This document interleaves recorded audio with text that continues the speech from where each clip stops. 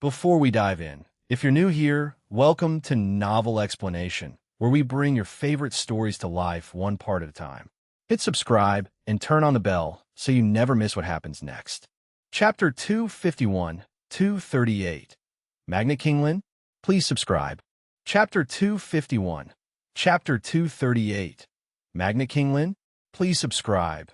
The dean's office was already in a state of disarray, and Lin hurriedly stopped supplying magic power, causing the storm to collapse immediately and the fine iron sand to fall onto the floor, making a series of clatter noises. Lin sensed the reserve of magic power within him and immediately concluded. This was the case when iron elements were readily available, but if relying entirely on magic mimicry, it would probably consume over 30 units of magic power, which is a relatively standard consumption for a 4th level spell. That meant with his current status as a 3rd level wizard, in the best state, he could only cast 3 4th level spells, and that was with some of the computing power and magic power consumption being handled by the smart brain. Even with his magic power far surpassing that of his peers, a typical 3rd level wizard might not be able to successfully cast a single 4th level spell even if they exhausted all their magic power. This clearly shows the qualitative gap between an official wizard and a great wizard. Lin shook his head. Although he had advanced quickly enough, aided by spirit fusion and the fusion magic potion called Eye of Death, it took him about a year to skip grades and become a 3rd level wizard. But this was obviously not enough to face the increasingly complex situations. From official wizard to a great wizard, the fastest record in Wizardland was 4 years.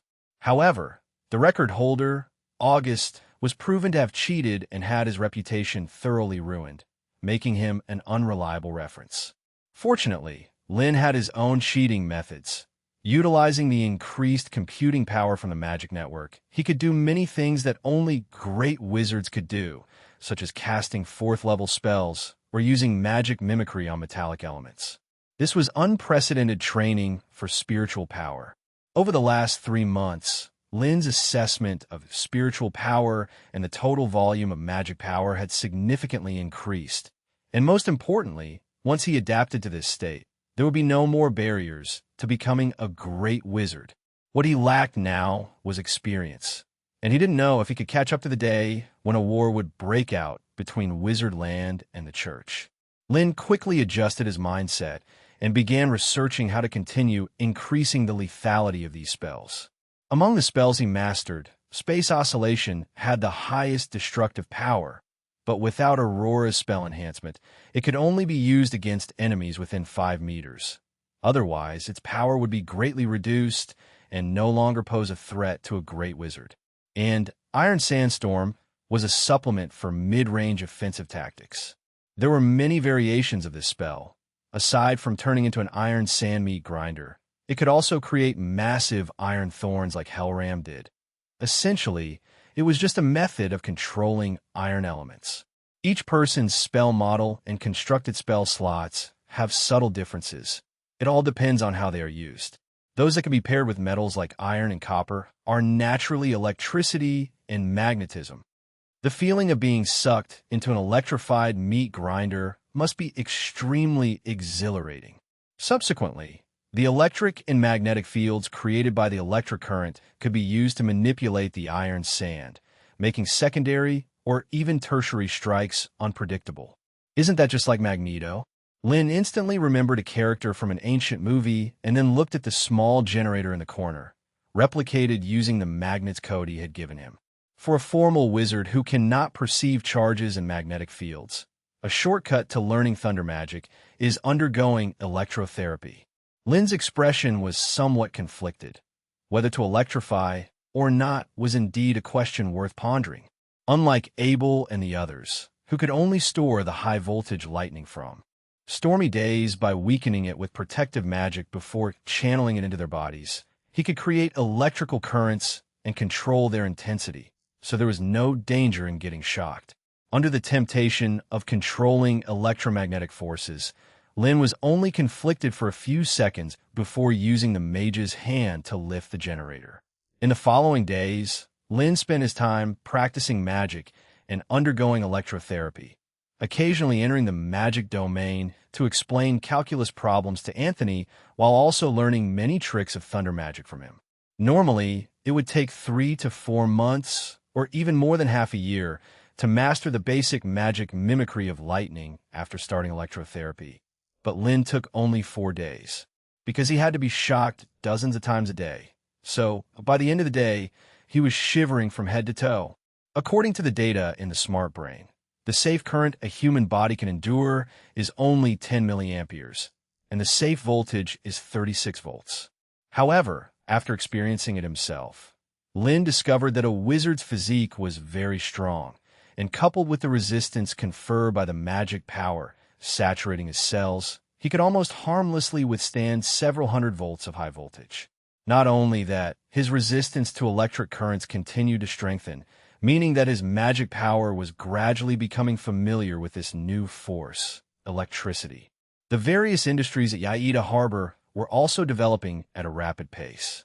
Every 3 days, airships would deliver batches of scarce ores to the square, which were then distributed to various workshops by alchemy cars.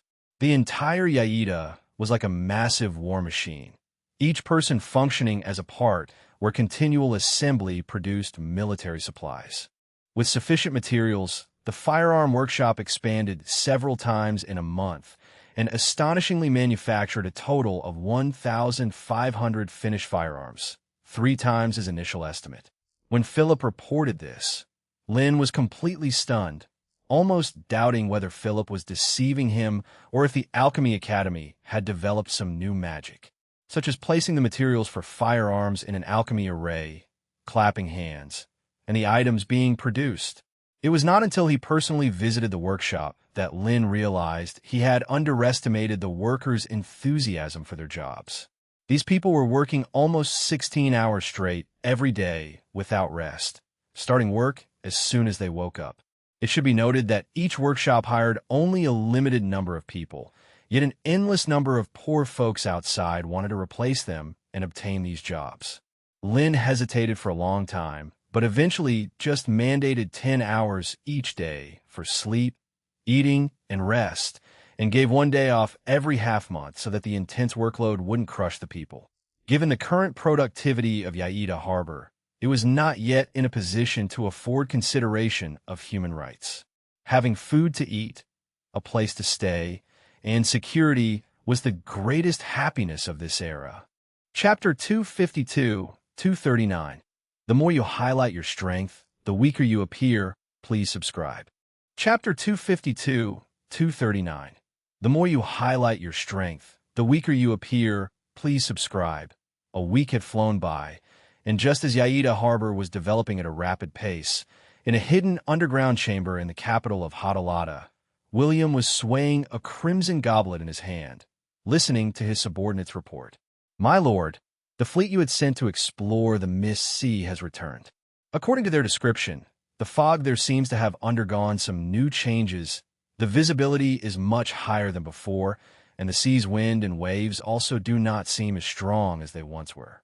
A tall and thin man was kneeling on the ground, respectfully conveying the intelligence he had gathered to William. For these sailors who often roamed the seas, the terror of the Mist Sea was more than clear. During the thickest periods of fog, visibility could be less than a meter. That meant on the same ship, sailors could only see themselves surrounded by a bizarre white fog. They couldn't see the vessel beneath their feet, much less their companions beside them. The only thing they could feel was themselves swaying and drifting along with the ship, heading deeper into the fog. Anyone would involuntarily get the illusion that they were heading straight to hell. But this time was different. The 3 fleets that set out to investigate the Mist Sea had all braced themselves for sacrifice, yet they all returned alive, bringing back a shocking message. The fog of the Mist Sea seemed to be slowly dissipating. Now, the visibility within the fog had already exceeded 6 meters. As William listened to the report of his subordinate, his eyes narrowed, and the movement of the goblet in his hand paused momentarily. The tall and thin man asked tentatively, "Very likely." Thoughts raced through William's mind. During this time, the shipbuilders who had previously stayed in Yaida had all been sent back in succession, and the content they reported was mostly about how rapidly Yaita Harbor was developing, with such high praise that it even made him suspect whether these people had been affected by some peculiar visual witchcraft or if they were lying to deceive him. Sometimes, the more one tries to display their power, the weaker they are. A mocking smile appeared at the corner of William's mouth. From the descriptions of those shipbuilders, he also unearthed an important piece of news, that not so long ago, Wizard City Greenryle had undergone a revolt, and it was in this turmoil that Lin had made significant contributions, allowing him to become the person in charge of Yaita Harbor. The current situation in the Mist Sea was very possibly related to that rebellion. The reports from those fleets undoubtedly corroborated this point. The switch from maritime trade to using sky airships was precisely to conceal this. Cody couldn't help but ask. William's gaze flickered, hesitating to respond for a long while. This message was undoubtedly very important, and probably couldn't be concealed for much longer. The range of the Mist Sea was so vast, with constantly harsh and changing conditions at sea. Almost every year, fleets would stray into it, and only if they were lucky enough not to venture too deep and didn't encounter storms or the eyes of death would there be a slight chance to emerge alive. This year, however, was different. Since their fleets had returned safely, it meant others were likely no exception.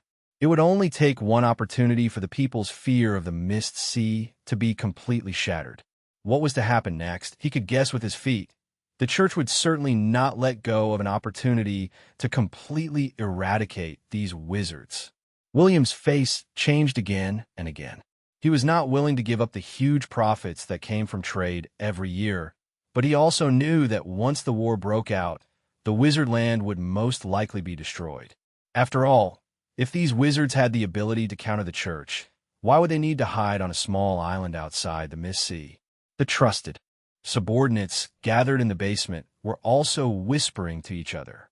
In the Sika's empire, everyone knew the terror of the church. Their past work for Hellram was based on conditions that were sufficiently covert and safe. Now, with significant changes happening in Wizardland, and even the crucial barrier of the Mist Sea threatening to disappear, they couldn't help but entertain strange thoughts. Some even suggested whether they should report this news to His Eminence, Cardinal Lozak. If they could follow the trail and even lead the church's fleet through the Mist Sea to find that island, they could accomplish a great feat, offset their past faults, and even receive an enfeoffment, becoming a powerful duke. This temptation faintly shook the balance in William's heart. On one side was the enormous profit of thousands of gold coins from the Empire every week, which could collapse at any moment. On the other side was the church's enfeoffment, an opportunity to become a noble of the Empire without hiding anymore, a chance to jump to the top in one leap. William kept swaying the wine glass in his hand, the crimson liquid inside as turbulent as his mood. The matter of transporting goods is now entirely handled by a man named Laud.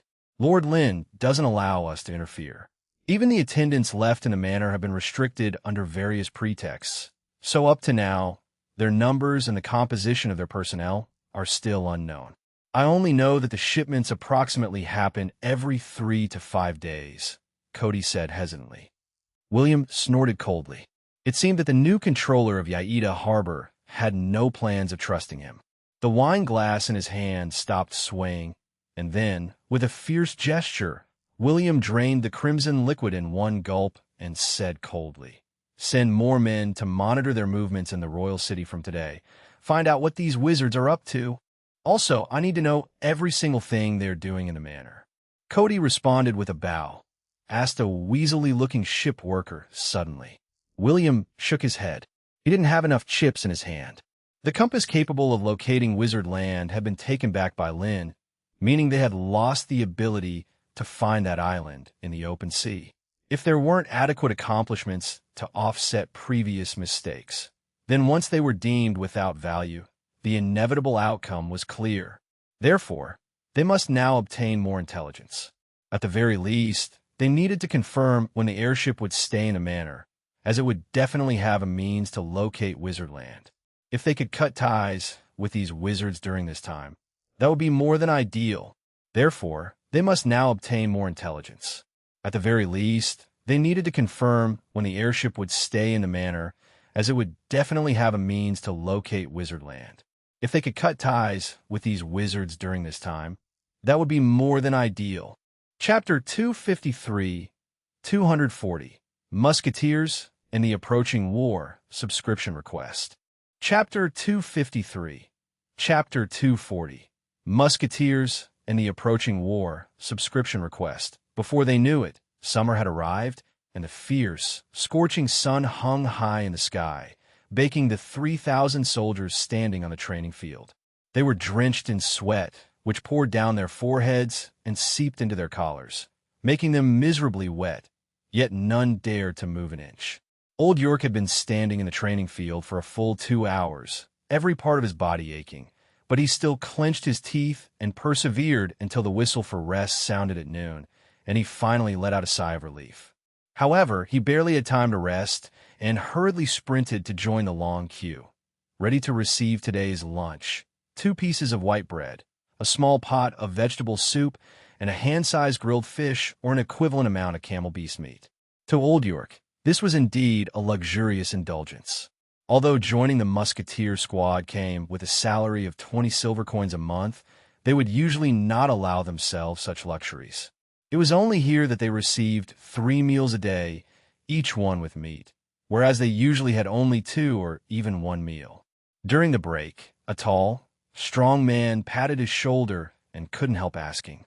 This had been a rampant speculation throughout Yaida Harbor recently, and nearly everyone with a bit of intelligence could see that a war was looming. After all, Yaida used to be managed only by some peacekeepers, but now suddenly 3,000 had been conscripted to form a musketeer squad. The implication was clear. Probably so, Old York mumbled, biting into his piece of white bread with a sense of foreboding in his heart. In Wizardland, they hadn't experienced the so-called wars, but every year on the Day of the Moon, the dockworkers who arrived at Yaida would spend copper coins in the taverns and complain about their hardships in the outer world. In the Sika's empire, whether one was farming the land or working as a laborer, the minimal earnings had to be partially given to the local church for atonement of that year's wrongdoings, and then there were taxes to be paid to the so-called nobility, leaving only a small fraction for oneself. This made the residents of the harbor town all the more convinced that the outside world was a savage hell. If they lost the war, their families would be brutally killed, their land taken, and their property plundered. Old York, who had just seen some hope in life, naturally did not want everything he had worked hard for to be stolen, so he took his training very seriously. What puzzled him, though, was that the training exercises were quite bizarre. Each day involved running several laps around the city, shouting slogans, or maintaining a standing position under the sun for hours, and sometimes it meant stabbing a dummy with a pole topped with a long blade for more than an hour. The strangest of all was the requirement to keep their beds made neatly and to jump up at the sound of a whistle, no matter the time, to gather at the training field within a set time. The formation could not be the slightest bit disorderly, or the whole squad would be punished. These strange regulations made Old York and others complain endlessly. In their eyes, these exercises seemed pointless, as if they were purposefully torturing themselves. They had heard that after some time, the wizards even planned to bring over some earth giants for them to deal with in teams of 8, to test and improve their courage and ability. Old York bit into a piece of white bread, complaining silently in his heart. Having once been a hunter, he was well aware of how tough these magical beasts were to handle. A small team of 8, even fully armed and holding crossbow arrows, would have to pay a price of more than half in casualties to come out victorious, and more likely, face complete annihilation. After about an hour of rest, the piercing whistle sounded again, and Old York immediately climbed up from the ground, finding his spot in the formation in less than half a minute. Generally speaking, the afternoon was dedicated to practicing stabbing, but this time was different. Their city lord, the actual ruler of Yaida, Lin, had also arrived at the training ground. For a moment, Old York and the others suddenly felt their waists were no longer sore, their legs no longer hurt, standing straighter than ever. Instead of distributing those club-like objects, Their instructor Lowen handed out a finely crafted long staff, topped with a gleaming bayonet. Could this be a spear? Old York was utterly bewildered. The wooden targets in front had also been fitted with a layer of armor, presumably to simulate those fully armed enemies. The city lord soon told them this device was called a fire gun, a creation of the alchemy workshop, an improved second-generation product, and personally instructed them on how to use this new type of flintlock. The members of the fire gun squad were so excited their hands trembled, yet they still managed to grasp the basics of handling the device within half an hour. Lowen shouted loudly. Old York promptly took 2 steps forward, somewhat awkwardly shoved the round lead bullet into the barrel, then aimed at the target about 10 meters away, pulling the trigger as Lowen had instructed. What followed was a thunderous sound beside his ear. Completely unprepared, Old York only felt a buzzing in his ears before he fell to the ground under the force of the hefty recoil. With a series of thunderous gunshot sounds, the neatly lined 300 people on the training ground immediately became scattered. Ron's face turned unsightly. He immediately blew his whistle, and the chaotic troop instantly quieted down, conditioned as if by reflex. Old York and others subconsciously jumped back up and returned to their original positions. It was then that Old York noticed that their target in front had been shattered, and even the sturdy armor was pierced directly. The immense power left everyone dumbfounded. Only now did many remember what Lynn had mentioned earlier.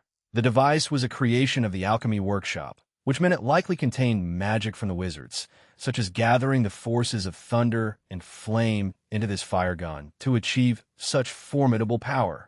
Chapter 254-241, Lynn's Superior Firepower Theory. Please subscribe.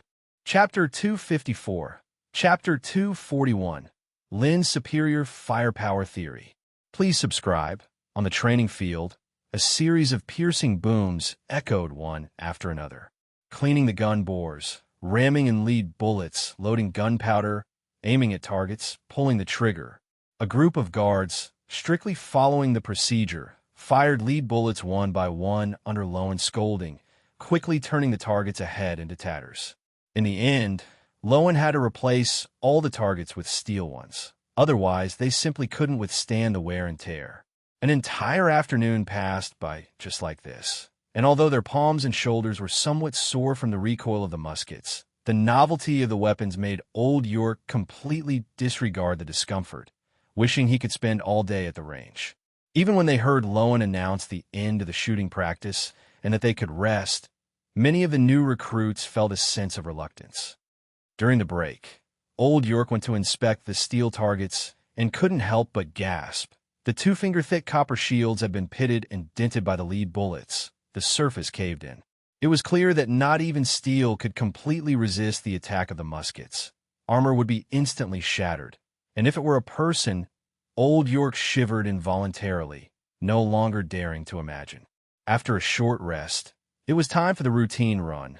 3,000 men carrying the new muskets formed a long queue and jogged around the entire city. The townspeople on the streets cast envious glances their way. Everyone knew that the musket team had the best treatment in Yaida Harbor, not to mention the payment of 20 silver coins a month, but also free food and lodging. Unfortunately, the musket team was very strict in recruiting. Too fat, too thin, too short, too old. None were wanted. Old York basked in the envious, jealous gazes of the public, hugging his flintlock musket.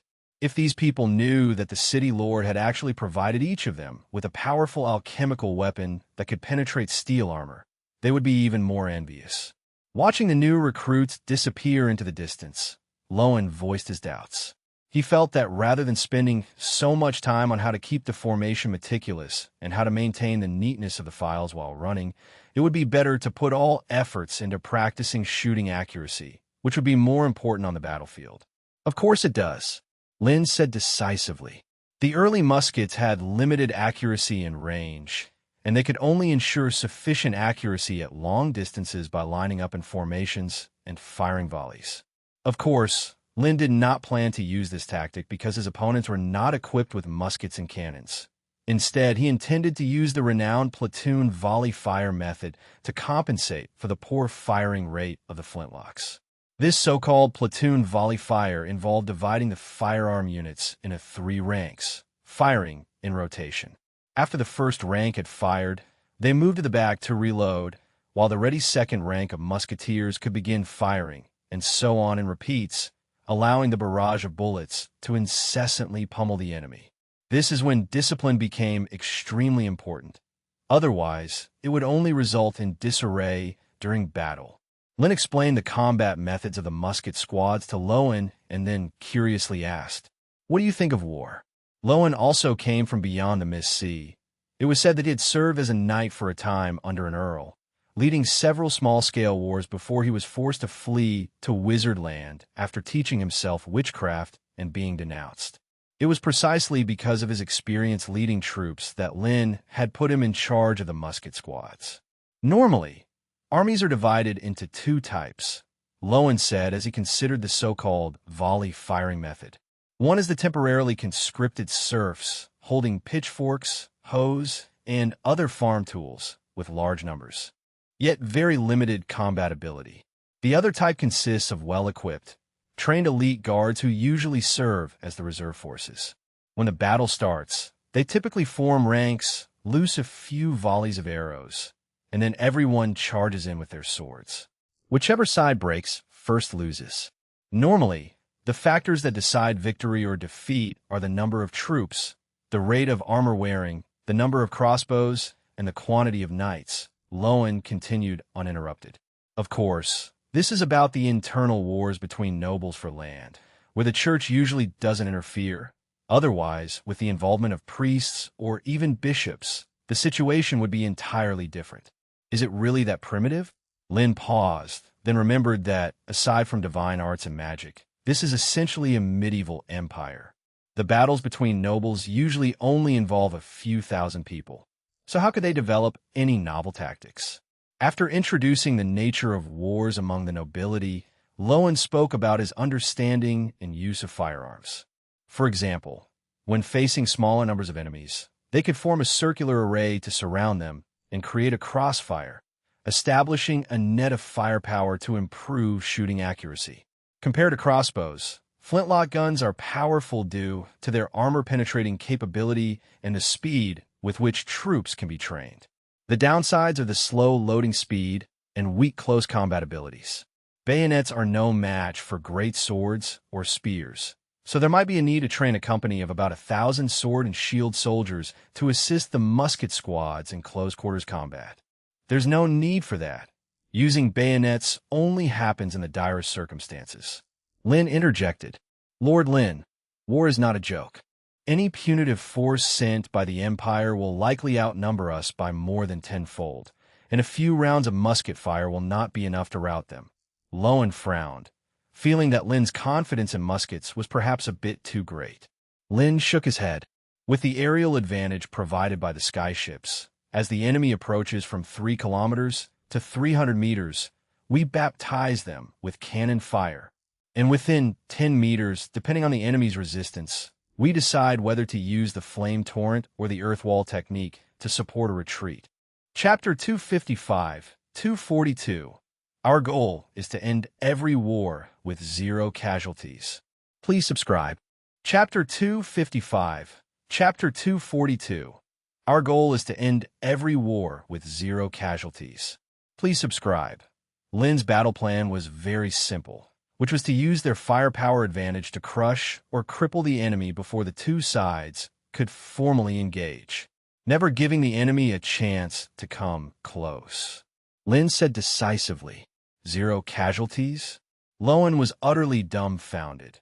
Anyone who had ever experienced war would never say something so foolish. But after carefully considering Lin's tactics, Lowen suddenly realized that it might not be impossible. That thing called a cannon, he had seen it at the Alchemy Research Institute. Although its power was not as strong as that of the magic crystal cannons, its range was much greater, and most importantly, it could be mass-produced quickly. The only trouble was that artillerymen usually needed some basic knowledge of mathematics. They could only start by selecting suitable personnel from the wizard apprentices, and they still hadn't completed the assembly until now. If there were 100 such cannons, bombarding wildly, without the interference of an enemy cardinal-level opponent, it indeed might be possible to eliminate the opponent outside the visibility range. Lowen couldn't help feeling that war could actually be fought in such a way. Lowen asked hastily, after some hesitation, pointing out a potential flaw in the tactic. Right, Lowen suddenly realized they had that trump card. His expression immediately turned excited, imagining the enemy's cavalry charging forward and then being crushed into debris by the swiftly moving alchemy armored vehicles. In that case, at least there's no need to worry too much about the frontal battlefield, Lowen said, finally letting go of the anxiety he had been holding. Previously, upon learning that Wizard Land was going to war with the church, Lowen had spent sleepless nights worrying. After all, the gap in conventional strength was just too great, but now it seemed that the situation might not be as bad as he thought. Lin was not so optimistic because all these assumptions were based on the enemy being a regular army. In this world with divine arts and magic, anything could happen. As he was thinking, Lin's expression suddenly froze, and he frowned slightly as if sensing something. Lowen asked cautiously, "It's intelligence from the kingdom of Hadlata." Lin's eyes glittered. Back when William's trusted subordinates stayed in Yaida, he had planted a spy among these people. Although William was truly capable, and these shipbuilders could only be described as fiercely loyal, with their families held hostage, the so-called loyalty often only means that the price for betrayal isn't high enough.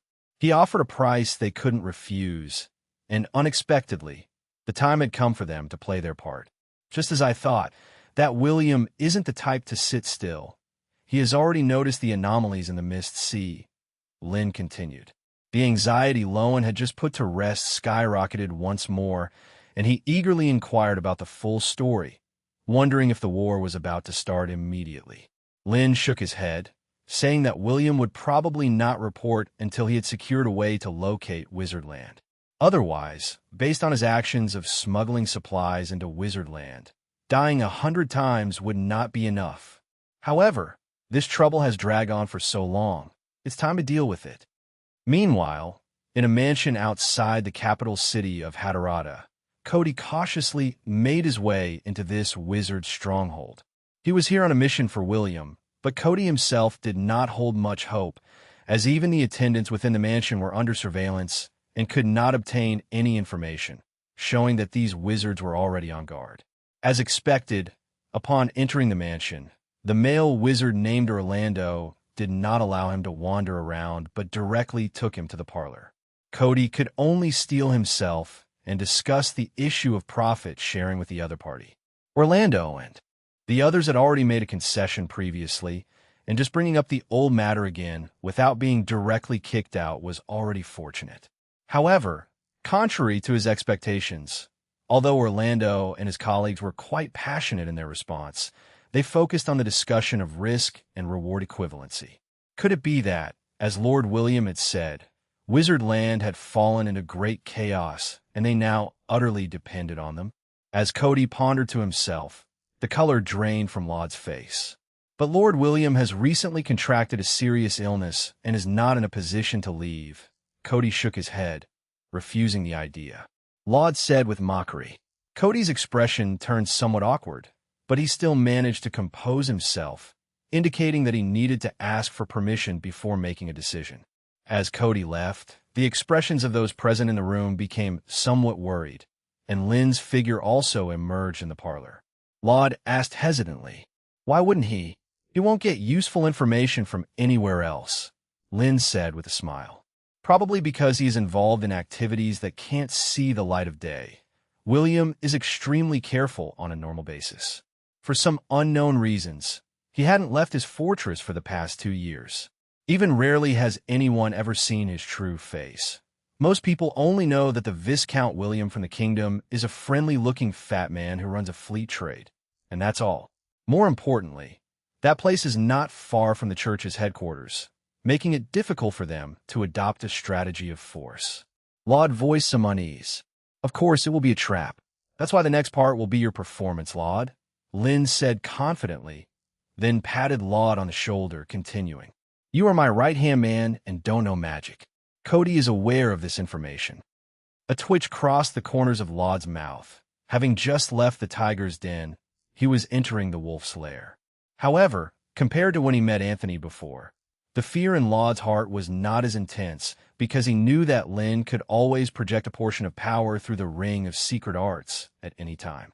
As long as William was dealt with, he could take over his power, no longer being as dispensable as before, and become the most important right-hand man to Lord Lynn. Laud silently consoled himself in his heart. Chapter 256, 243 Laud. This is the heirloom left by my great-grandfather. Please subscribe. Chapter 256, Chapter 243 Laud. This is the heirloom left by my great-grandfather. Please subscribe. The William family's move was swifter than anyone had imagined. By that same evening, Cody had already returned to the manor with the invitation. Since Lynn was openly still at Yaida Harbor, all royal city affairs were entrusted to Laud in Orlando. Now that the church is posts set up at every entrance of the royal city, it's inconvenient for Lord Odorin to go. So, Mr. Cody's reason was so valid that it was impossible to refuse. Laud snorted, picked up his protective walking stick, and felt the ring in his hand. Alone, he followed William's subordinate and boarded the carriage. Laud's courage to attend the meeting alone secretly impressed Cody, who wished he didn't have to oppose the great Lord Lynn if possible. It's just a pity that these wizards simply couldn't compete with the church. They were doomed to perish eventually, and Lord William had indeed set his heart on turning to the church's embrace. The carriage rolled steadily over the uneven road, bearing the mark of the William family. It smoothly passed through the city gate and soon arrived at the estate's entrance. From the outside, it appeared only as an ordinary manor, so modest when compared to its owner's wealth that it could only be described as low-key. But upon entry, Laud realized that it was virtually a small fortress, heavily guarded, a fitting hiding place for William, likely with its dungeons and tunnels. As Laud pondered, their mission wasn't simply to meet William. It would be trouble if the man managed to escape. However, just before entering the fortress, a group of guards suddenly surrounded him, led by a sneaky-looking man who directly blocked Laud's path, smiling as he spoke. Please halt, Mr. Laud. Laud's face instantly soured. Do you even know who I am? Laud barked angrily and then turned to Cody. Muddles said, his smile unwavering, but his tone unquestionably firm. As he spoke, the guards around them moved in, blocking all of Laud's escape routes. Angry and infuriated, Laud stomped his walking stick on the ground several times and even threatened to leave right then. Of course, that's not a problem, but it's quite late now, and without our carriage to take you, you might have trouble leaving the royal city, Muddle said with polite tone. Muddle shook his head, signaling the guards to move forward, and soon a small crossbow arrow, 2 daggers, and a small packet of blinding alchemical powder were found on Laud. So this is what you call not bringing dangerous weapons? All those present wore odd expressions on their faces. These are merely tools for self-defense, not weapons intended for attack, Laud shamelessly explained. 2 guards beside him examined his crutch over and over, and after a while, unable to discern its purpose, and with Laud constantly stressing his limp, they reluctantly returned it to him. Laud took back his protective crutch and huffed coldly. Muddle's gaze quickly focused on the ring on Laud's right index finger. If I'm not mistaken, that ring you are wearing is an alchemical item, right? Laud clenched the ring in his hand, stating adamantly, I assure you, when you leave the castle, it will be returned to you unharmed, Muddle said confidently. Safety my ass. Laud cursed silently in his heart. Unlike the feigned outrage from before, he was truly panicking now, as the secret mage's ring was what he truly relied on. But Muddle was clearly not just talking. The dozen or so guard around them eyed him predatorily, and their muscular build as well as the long swords at their waists were overt threats. While arguing with Muddle, Laud hesitated about whether to make a move. He had thought coming alone would lower the other party's guard and allow him to meet William smoothly. Yet he didn't expect to be faced with a life or death choice just at the doorway. Suddenly, Lynn's voice rang in his ear. Maybe it was because others were nearby, but Lynn's words were very brief, so much so that Laud almost thought he had heard wrong.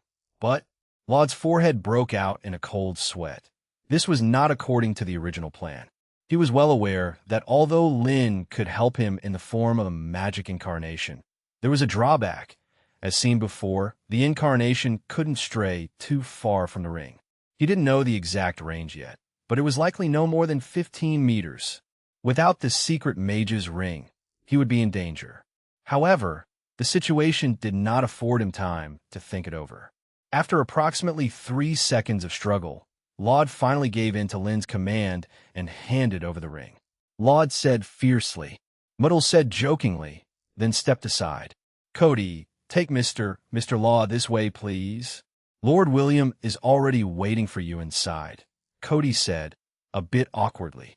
Laud heavily tapped his crutch and snorted discontentedly with unease before reluctantly following Cody inside. Chapter 257, 244 Drink This Cup of Wine. We are still good friends. Please subscribe. Chapter 257.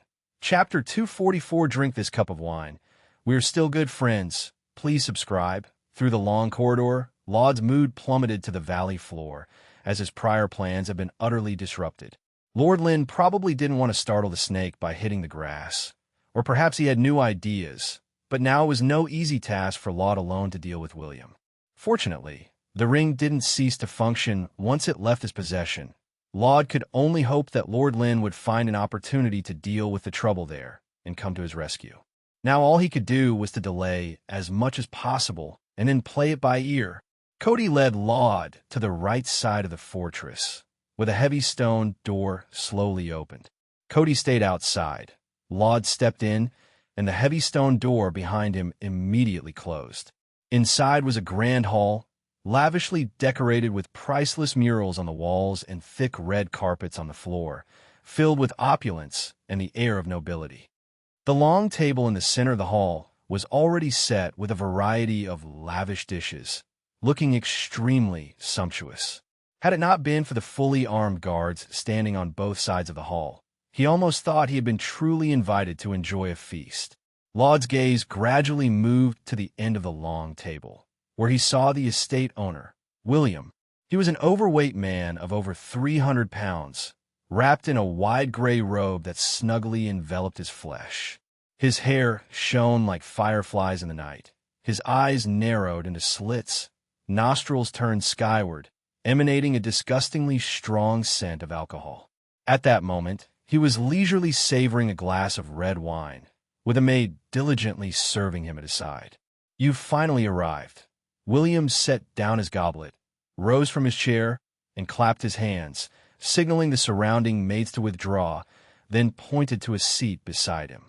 "Please take a seat, Mr. Laud," as if he had forgotten the slight unpleasantness at the door, clasped the cane in his hand, and settled down gracefully like an invited guest, yet not in the seat William had indicated, but directly opposite him. William didn't seem to care. He personally scooped up a glassful of scarlet liquid, filled another glass, and handed it directly to Laud, speaking deliberately. "I've heard that Mr. Laud didn't touch the glass of wine, nor was he surprised that the other party knew this. Back then, he followed Lynn and sought refuge in Aida, causing no small commotion there. Nearly the whole city knew. William gathering the relevant intelligence and surmising his identity was to be expected.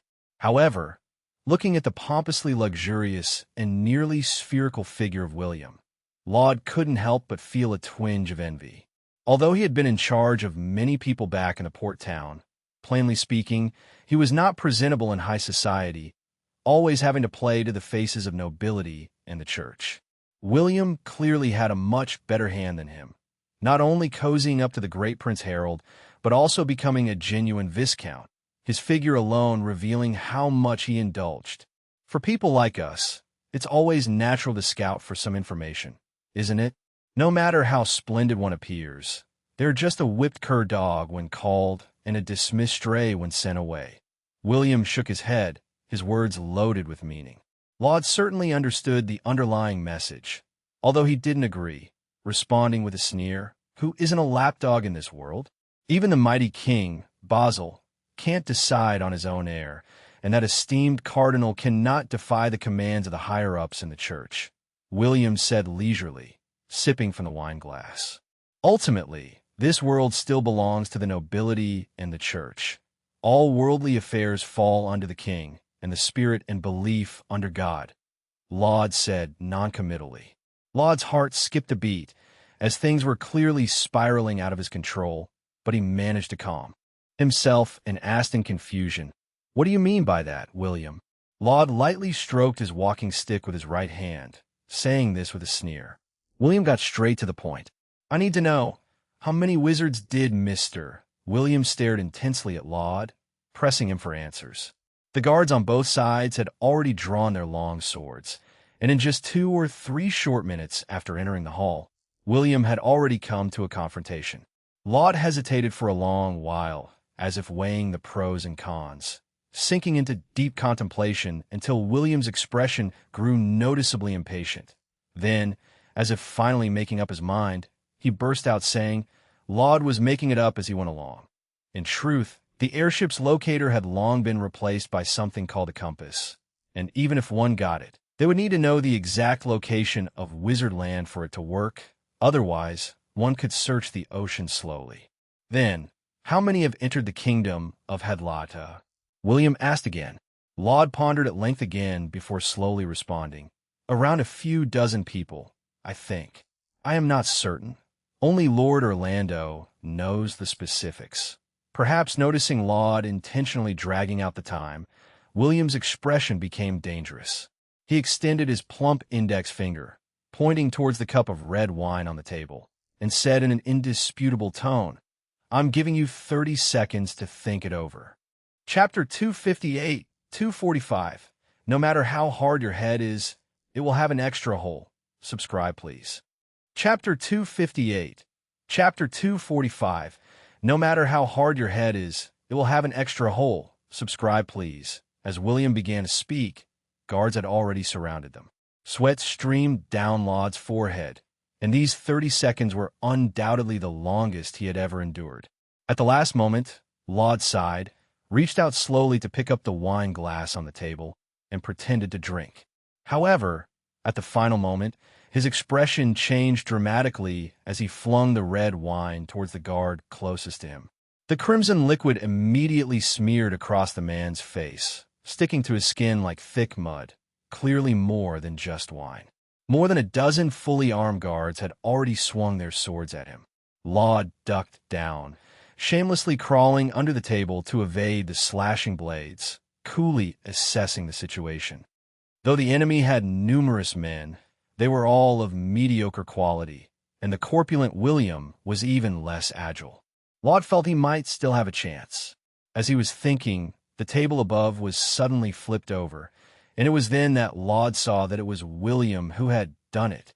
To think that a solid wood dining table, along with all the food on it, likely weighing over 100 pounds, was tossed aside effortlessly by William. Fortunately, Laud was not just any cripple. The dexterity of his alchemic prosthesis exceeded that of a normal person. Almost tumbling and scrambling, he avoided several slashing swords and charged directly towards William, who was very close. Then a fully armored guard stepped in front of him, his bulky figure like a heavy, tall wall. Laud didn't slow down, lifting the cane in his hand and placing it on the hidden compartment. The next moment, a piercing sound of thunder echoed through the enclosed hall. The lead bullet, traveling at more than 300 meters per second, had pierced through the helmet and mangled the guard's head into mush the instant the gunfire sounded. Blood and bits of flesh splattered on Laud's face, but he had no time to care about that now. Before the dozen guards could surround him, he had already pressed the cane gun against William's head. "Surrender, William. You should have already witnessed its power. Even if your head is as hard as steel, it'll still get another hole," Laud spat venomously. Although the cane gun couldn't be fired a second time in such a short period, that didn't stop him from using it as a threat. A sense of alarm rose in Laud's heart. and immediately the ground beneath his feet collapsed. Caught off guard, Laud lost his balance and tumbled down into the hole along with the bulky William. Laud quickly got up from the ground, and upon seeing his surroundings, cold sweat poured down his face. This was an underground palace lined with countless holes on the walls, each holding numerous sharp crossbow arrows. William, too, had fallen hard, completely unable to stand up. Shaking like a different person, he said, "The entire hall's walls are made of 2-meter-thick boulders, and traps like this are everywhere." Laud finally realized something was amiss, for the real William would never allow himself to be in such a perilous position. Unless this was a decoy. Damn! Laud immediately thought of this, never expecting that he would have to die here alongside a double. Accompanied by a faint mechanical sound, the crossbow arrow at the entrance retracted, signifying the sound of it being cocked. Facing thousands of dark crossbow pits all around, Laud had no choice but to close his eyes and await death, for even if he could fly, escape was impossible at this point. However, after waiting for quite some time, the sound of the crossbow arrow being fired never came, and both present were at a standstill. Has the mechanism stopped? A few minutes earlier, outside the fortress gate, Muddle, who had confiscated Laud's belongings, walked alone towards the deeper parts of the manor. After several twists and turns, he entered a concealed compartment, the actual hiding place of William. Apart from a very few trusted confidants, no one knew that William had cultivated a look-alike double who dealt with external matters on a daily basis or attended noble gatherings. Compared to the double outside, the real William appeared even fatter, making one wonder if he could even breathe properly. "My lord, just as you anticipated, it seems Mr. Laud is not prepared to negotiate with us in good faith," Muddle said submissively as he approached, displaying 2 daggers and a small crossbow seized from Laud before William. "You've done well, Muddle," William commended. Although intelligence indicated that Laud was an ordinary person who did not know magic and posed no significant threat, the wizard's spells were very bizarre. Who knew if there was any contingency placed on him? Naturally, William did not intend to confront him personally. "Go call Cody. I have orders for him," William said with a grave voice. But Muddle stood silently, showing no intention of moving, as if he hadn't heard the command. William's already small eyes narrowed, almost into slits, filled with murderous intent. It was at that moment a voice, both unfamiliar and frightening to him, sounded within the compartment. Blue-violet electric arcs burst around Muddle, the speed of the lightning far exceeding what was normal. William had no time to react. The guards standing in front of him were already enveloped in lightning. Their sturdy iron armor, far from protective, acted as the perfect conductor. In just a brief encounter, they collapsed, convulsing under the 10,000-volt current, with William also within the radius of the thunder magic. Because the guards wore iron armor, which was an excellent conductor for lightning, William was affected much less. Still, as the current passed through, his flesh couldn't help but quiver. So, the conductivity affects the outcome? The unfamiliar voice echoed in the compartment once more, followed by Lynn's figure emerging out of nowhere. He glanced at the guards who had fallen to the thunder magic, and then at the unscathed William. His new magic, it seemed, still needed some refining.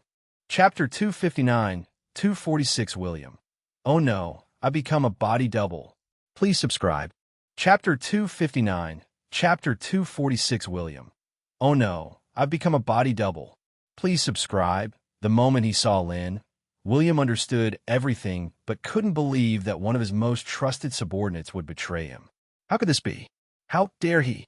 Have you forgotten about your parents and family? Muddle, they're all in my hands, William threatened viciously. The communication eagle isn't by your side now, Muddle responded softly. As long as William died here, naturally no one would be giving any orders. You probably don't know that Mr. Muddle actually possesses quite impressive wizard talents, Lynn said with a smile. After seeing higher vistas, how could anyone bear to remain hidden in the mire? Of course, he had used some extra little tricks. Otherwise, How could he trust an enemy's trusted subordinate? Furious, William slammed his hand onto the table, and at once more than a dozen amplifying voices rang out. Sharp crossbow arrows shot from beneath two corpulent legs, targeting Lin and the others. Electromagnetic control. Lin stretched out his hand, and the speeding crossbow arrows immediately halted in front of him. Then bursts of lightning flashed on the iron arrowheads. Lin flicked his wrist, and the wooden shafts of the arrows instantly shattered, while the iron heads flew out at an even greater speed, piercing into William's corpulent body and exploding into mists of blood. William's painful howls immediately filled the room, but the exploding blood mist didn't hit the floor. Instead, under the gathering of some force, it circled around him. In the midst of horrifying flashes of blood, William's form began to expand drastically. The fat on his body rapidly disappeared, ultimately transforming into a 2-meter-tall figure with an incredibly sturdy blood-colored silhouette, red eyes radiating a soul-shaking aura, and a ferocious, bloodthirsty air permeating the entire room. The stripped blood spontaneously formed a barrier, blocking the incoming chain lightning. "Indeed, you've got some tricks up your sleeve," Lin said coolly. He had intentionally controlled the electricity's intensity, but he didn't expect the other to block it so easily. It appeared that during the years William had worked for Hellram, he hadn't abstained from dark deeds. Lin had always been curious about which fleet had brought the statue of the evil god into the Wizardland. Yaida Harbor had no clear records of this. Now, it seemed likely that it came from Hadrada fleet. At William's sudden outburst, Muddle was also surprised. This was information he too had not known. He quickly spoke up to warn him. "Lord Lin, since 5 years ago, William has been brewing and consuming a peculiar red wine. I suspect it might be mixed with the blood of some magical beast." Hearing Muddle's words, William's eyes filled with murderous intent, charging toward the two like a massive wild bull. White phosphorus, flame demon hand. Lin didn't use the electromagnetic magic he had only just mastered and was still not proficient with. Instead, hot flames surged from his palm, engulfing William in an instant. The blood-colored barrier surrounding him now became the best fuel. The fierce white phosphorus fire, like bone-clinging maggots, soon broke through the barrier, turning William into a torch. Yet, William ignored it all, enduring the agony of being scorched by the flames and his flesh torn and devoured, with only one thought in his mind: to kill the two in front of him. Alas, it was but a vain hope. In the next moment, the flames that surged from Lin's palm suddenly transformed into an excruciatingly cold current. Liquid nitrogen, ice storm. William immediately experienced what it meant to be caught between fire and ice as the already muddled flesh on his body burst apart, rapidly disintegrating into fine pieces of ice that fell to the ground. The mere 4 or 5 meters of distance seemed like an insurmountable chasm. William ultimately fell, collapsing in front of Lin as if his whole purpose in charging towards him had been to offer a grand gesture of submission. Muddle looked at William with pity. He could naturally discern that the other's corpulent figure was likely the side effect of some bizarre ritual. The power gained was undoubtedly strong, but it was still laughable in front of a real wizard. This only further confirmed the correctness of his own choice. Not bad. Physically, Lin appraised approvingly, then disregarding William's blurry, bloodied form, placed a magic-powered hand on his head. Soul retrieval. Since he was just an incarnation, the spiritual power Lin could mobilize was limited. However, at this moment, William had already been tormented to the brink of mental breakdown, so it didn't take much effort for Lin to smoothly obtain the information he desired. The stimulation from the soul invasion also jolted William awake from the agony of being seared by flames and violated by ice, as he began to scream madly. "Wait, you can't kill me. Every one of my trusted subordinates knows the secrets of the Mist Sea. If I die, they will surely spread this message. I'll also give up my share of the trade and shipping profits." "No need to worry so much, William," Lin said, his lips curling into a slight smile. "Don't you have a perfect decoy?" William's pupils dilated, but before he could say anything, he was frozen into an ugly ice sculpture. Lord Lynn, there's a secret passage here that leads directly to the hall. Mr. Laud should be there, Muddle said very eagerly. Lynn nodded. Although Muddle was his informant, the timing had been too urgent. Cody had visited in the morning, and by the afternoon had already sent an invitation. Muddle had no way to relay messages in real time. Therefore, when Muddle suddenly appeared before Laud, asking to take away the artifact of secret law, Lynn knew something must have gone awry, which prompted Laud to hand over the ring. It had been barely 10 minutes since Lynn had dealt with William. If Laud was smart enough, he might be enjoying dinner with that decoy right then. By the time Lynn reached the hall, he found that things were not quite as he had expected. Spilled wine and scattered dishes littered the floor, creating a scene that could only be described as chaotic. After dispatching a dozen guards with a chain lightning, Lynn, along with Muddle, pulled the soot-covered Laud out of a trap. Laud glared at Muddle with resentment. "Mr. Muddle said awkwardly. Then he handed the artifact of secret law back into Laud's hands. P.S. Following your complaints, I've made the enemies a bit more intelligent, and it took some effort to describe them." Chapter 260, 247 Lynn. I'll give you just 10 seconds to consider. Please subscribe. Chapter 260, Chapter 247 Lynn. I'll give you just 10 seconds to consider. Please subscribe. Just as outside the fortress, Muddle's speech was impeccable, preventing Laud from finding any fault. After all, he had hinted so blatantly, it was just that someone was too stupid to notice.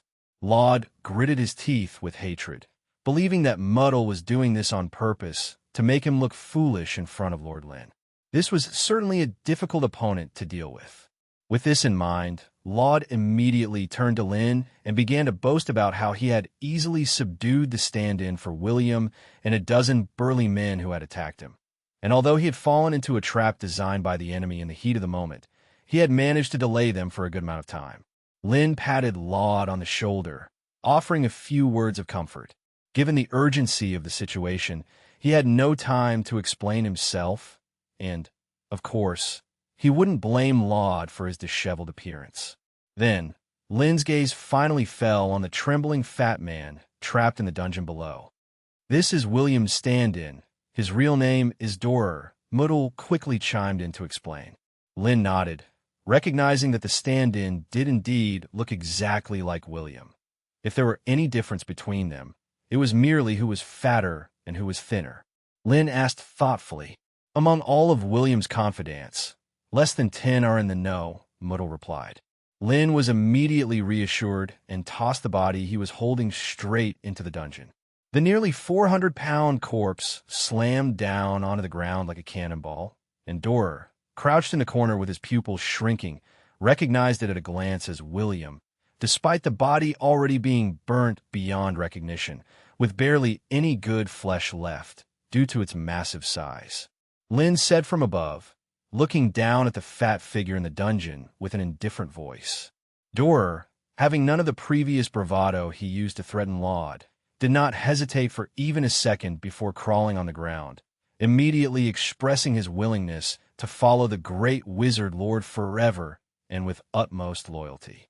After all, who he worked for was mere detail. He had no gratitude towards William. Although William had made him a stand-in who went from a commoner to someone high above, controlling the lives of thousands overnight, he had also turned him into a grotesquely fat man and was controlling his life through the power of blood magic. To say that there was no hatred in his heart would be impossible. "Very good," Lynn said, nodding with complete satisfaction. He then instructed Laud and Muddle to pull the man up. "Thank you for saving me, great wizard lord. Durer will henceforth serve you unto death." Durer, short and fat, struggled to get up into the hall with their help, then rolled and crawled to Lynn's feet, bowing and scraping in an effort to please. This had been his way of pleasing William too, but his excessive obesity made his actions seem somewhat ludicrous. Laud looked at Durer with disgust and couldn't help but feel irritated, wondering how these people were even better at flattery than he was. This made him feel like his own status was under a severe threat. Lin was fully aware of the minor squabbles between the three, but didn't mind as long as it didn't affect their regular work. Competition among his subordinates wasn't necessarily a bad thing. Muddle, Durer, you will assist Laud in taking control of William's forces in the coming days. How exactly to do it, and who to leave behind, is up to you to decide. Lin warned. I assure you, Lord Lin, I can handle these nuisances perfectly, Laud immediately said, thumping his chest. Lin nodded again, and then turned his gaze to the rotund Durer.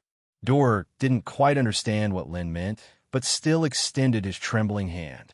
Lin grasped the chubby right hand of the other man. Soon Durer felt a sharp pain surge through his heart, his facial flesh twitching, but he dare not move. When Lin finally released his hand, Durer saw a flame mark added to his right hand. Unlike the mark on Laud's hand, this was not merely for show, but a high-level use of alchemy. With a mere thought, Lin could activate it to unleash intense white phosphorus fire, consuming the other person entirely. However, controlling life and death was not an absolute measure, so Lin rarely used this as a threat to his own people. Still, it seemed that Durer didn't yet have his trust. From today on, you are William, the true Empire's Viscount.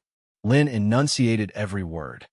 In the following days, with a body double and Muddle's help, Laud naturally took control of William's forces with ease. In just 3 days, all the confidants who knew about William's body double died silently at the hands of their comrades. Of course, all this was done undercover. Lin didn't plan to give up this line easily. After all, the entire kingdom knew that William was Prince Harold's most loyal supporter.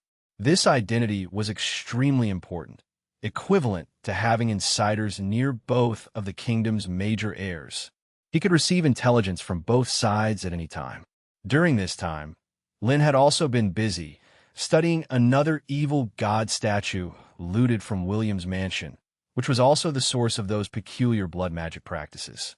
Previously, while dealing with the Doomsday cult in Greenrill City, he had obtained a similar-looking evil god statue. Unfortunately, it had been cleaved in two by space oscillation, and its power had drained away. But this evil god statue was still intact. From William's memories, it should belong to someone called the Blood God, who just by the name didn't sound like a good entity, probably one who had been defeated in the struggle for faith but still retained some power. It must be said, William was a bit clever, or perhaps knew his limits, not developing believers like the evil mage Merc, but instead learning some superficial blood magic. Then he drew power from a special concoction made from the blood of magical beasts, avoiding the evil god statue, almost possessing the combat prowess comparable to that of second or third circle shaping wizards. The cost was being fat as a sphere, storing energy in his body. Too bad he had bad luck. Facing me, his years of accumulation gone before they could show their power, dead on the spot. Chapter 261, 248. The kingdom needs no nobles, and even less so a king. Please subscribe. Chapter 261. Chapter 248. The kingdom needs no nobles, and even less so a king. Please subscribe. This world is undoubtedly cruel, and the methods of acquiring power are very limited. No matter how complex they may be, they cannot circumvent magic and divine arts, or it wouldn't be incorrect to categorize them all as magic. For those who lack magical talent, gaining power becomes an exceedingly difficult task. Generally speaking, one must diligently hone their own skills, pass the church's assessments to earn the chance of consuming a potion of godly grace, become a clergyman, or rely on the family heritage to become a bloodline knight, in order to gain strength surpassing that of an average person. Lin even speculated that these families, allegedly with powerful heritage, must be descendants of incredibly strong shaping wizards.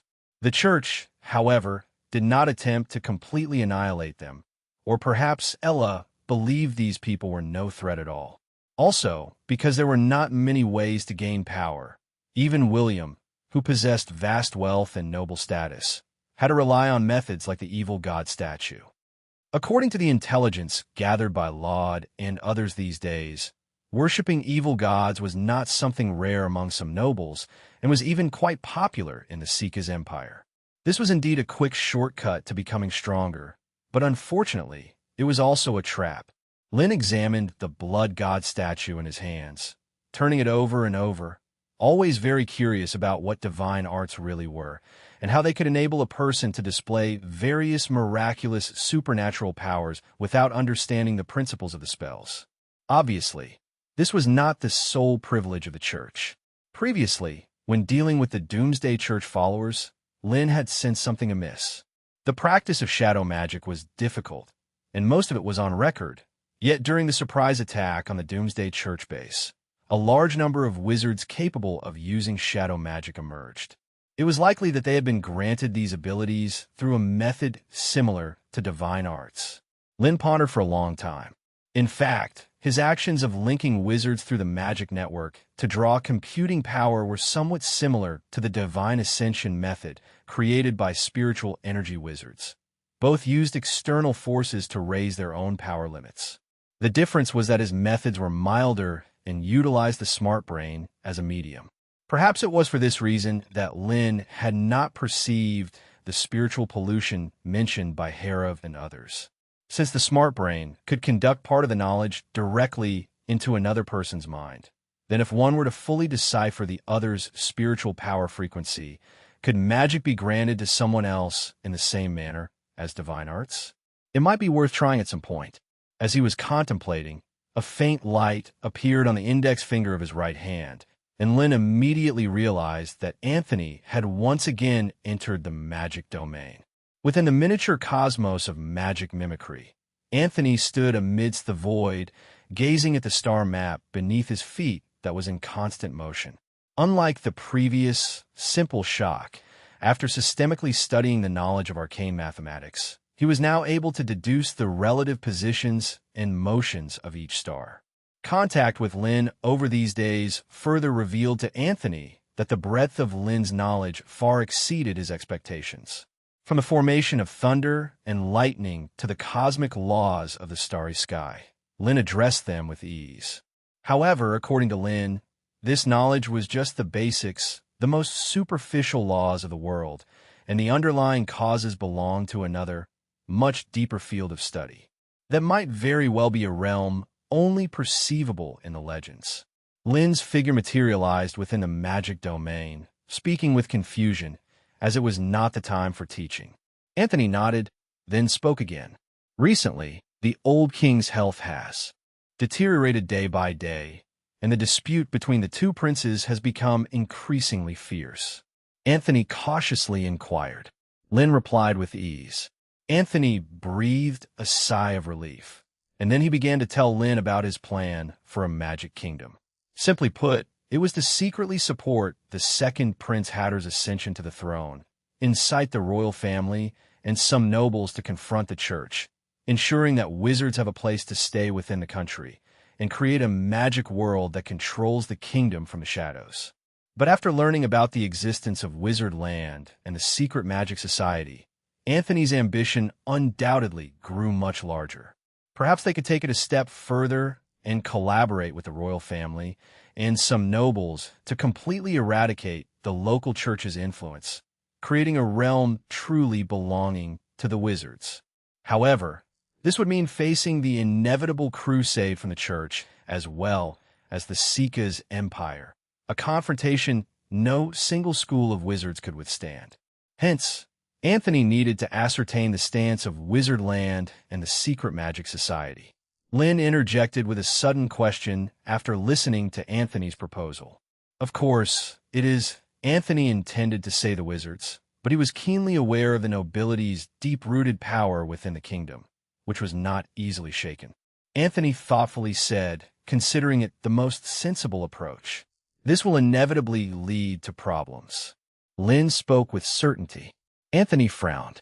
In fact, he had never before considered taking control over each territory. As long as the kingdom of Hatterada allowed the wizards to exist, to study magic openly without hiding, he saw this as a tremendous victory, and so there would be no conflict between the nobility and the wizards. Lin shook his head. Anthony stood frozen for a moment, not quite understanding the other's meaning. Lynn declared solemnly, "Reform fears half measures the most."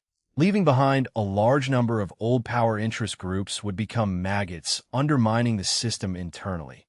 Not to mention that their conflict with the nobility was sharp and unavoidable. To put it simply, if the majority of the kingdom's subjects were to work in factories, following his commands, then where would the nobility's power and prestige be? Therefore, it was a matter of time before conflicts erupted. Chapter 262, 249. You are underestimating the power and fury of the people. Subscribe, please. Chapter 262. Chapter 249. You are underestimating the power and fury of the people. Subscribe, please. No need for nobility, and certainly no need for a king? Anthony was astonished by Lynn's radical idea. In Wizard Land, there is neither nobility nor a king. Everything is governed by the Wizard Council, Lynn explained. A kingdom that belongs solely to wizards, Anthony murmured softly, finding the proposal indeed exciting. Anthony asked hesitantly, thinking the plan too audacious. The power of the nobility was deeply entrenched in the kingdom of Hatterada, not to mention that they also had to contend with the power of the church. Lynn scoffed. Anthony couldn't help but frown. You're underestimating their strength and anger. These miners endure oppression and inhumane treatment on a daily basis, like a powder keg ready to explode. Lynn declared confidently. He also understood why Anthony was skeptical of the miners, because in this world, ordinary people, even when gathered together, found it hard to oppose those with extraordinary divine powers. Often, just a few divine arts were enough to scatter those impoverished people, armed with only farming tools and pickaxes. But these people indeed represented the majority of the kingdom. They merely lacked a leader and the courage and strength to rebel. Of course, Lynn had no plans to move against the nobility just yet, at least not until he had completely eradicated the influence of the church. These people could still be of use. With Lynn's continued explanations, Anthony quickly grasped his intent.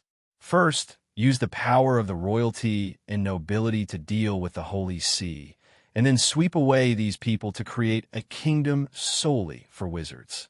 Anthony asked. Wait, Lynn said. He had already sent Laud to infiltrate several mines within Hatterada, confident that it wouldn't be long before they saw results. Baron York had a town on the eastern coast of the kingdom where, despite the barren land and harsh environment, there were extremely rich iron ore resources. What especially pleased the Baron was that recently, there had been a surge in buying various types of ore in the capital, causing the prices to rise even higher.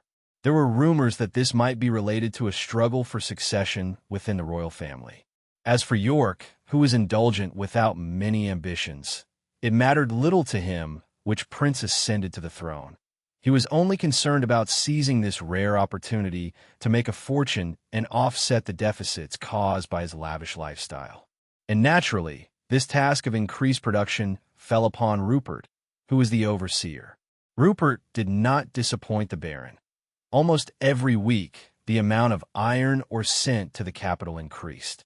However, things were not always smooth. Rupert was disappointed to find that the previously diligent miners had recently learned to slack off. The moment he turned away, someone would take advantage of the darkness of the mines to curl up in a corner and sleep. This infuriated Rupert. If the output of ore failed to satisfy the Baron, and he was blamed, it would be no laughing matter. Rupert violently swung the long whip in his hand, consistently striking a middle-aged man dressed in tattered clothes who was shrinking into a corner of the mine. Lord Rupert, spare me, please. I am too hungry. I simply don't have the strength, the man cried out repeatedly as the whip struck him, rolling around on the ground. Rupert enhanced the force in his hand once more, delivering a blow that split the man's chest open, directly making a killing move, ready to whip the man to death on the spot as a warning, to make a lasting impression on the other miners. This was the fate of those daring to slack off. The sound of the whip tearing through the air mingled with the man's cries of agony. The other miners on site were trembling with fear, not daring to stop their work, let alone speak up for the man, frightened that the next whip lash might land on them. Enough! Stop beating him! A voice suddenly rose from the crowd. Rupert turned his head with an ugly expression, wanting to see who dared to challenge his authority. The one who stood up was a young man in his 20s, wearing a coarse hemp garment full of holes, his face filthy. Due to a prolonged diet constrained to black bread and barley leaves, his figure was extremely thin, as if a gust of wind could knock him down, but the defiance in his eyes was extraordinarily strong. Rupert said harshly, and then with a flick of his wrist, he whipped the young man's face. Ryder, who was named Ryder, had no chance to evade and didn't dare try, bracing himself as the whip struck him, knocking him to the ground, with a bloody mark appearing on his right cheek and a sudden sharp pain overwhelming him. But Ryder still endured the pain and got up from the ground, begging quietly. "Lord Rupert, because of the mining accident last week, already more than a dozen people have died." Rupert hesitated for a moment. The life or death of a single miner did not matter much to him. But as Ryder said, with every death, the output of or would decrease until new miners arrived. At this moment, the other miners also put down their tools, silently observing the situation. When Ryder was being whipped by Rupert, some even wanted to speak up for him, but ultimately, someone held them back. Ryder and Ham were different, vital to this mine. The miners worked tirelessly to excavate or day and night in the mines. It was inevitable they would be injured, yet the miserly Rupert would not hire a physician for them. Many lived only because of Ryder's rudimentary medical skills. This favor was remembered by most, so when Ryder was whipped, many miners spontaneously laid down their tools in a silent protest. Chapter 263, 250, Rebellion Expert Ryder. Subscribe, please. Chapter 263. Chapter 250. Rebellion Expert Ryder. Subscribe, please. Rupert quickly noticed the actions of the mining slaves, and his face immediately darkened as he wielded his whip and lashed it onto one of them, berating loudly. "What are you looking at?" The observing slaves hesitated for a moment, but still picked up their pickaxes and shouldered the rocks, continuing their excavation work. Only then did Rupert turn his gaze back, looking at Ryder with a vicious look. If it weren't for the fact that the other man had some medical skills, which could save the Baron a sum of money, such a troublemaker would have been killed by him long ago. However, after a short contemplation, Rupert quickly came up with an idea, and a playful smile appeared on his face. Rupert said with a ferocious smile. Ryder clenched his teeth, rage reaching its peak, but Ham was seriously injured, with open wounds and lacerations all over his body. Without treatment, he might really not make it. So, Ryder had no choice but to nod in agreement. Rupert said loudly, making sure every mining slave present could hear him. The miners who were initially on Ryder's side couldn't help but complain internally, and many even blamed Ryder in secret for meddling in affairs that did not concern him. The tasks assigned by Rupert before were already extremely heavy. Adding another 10% to the output was practically a death sentence.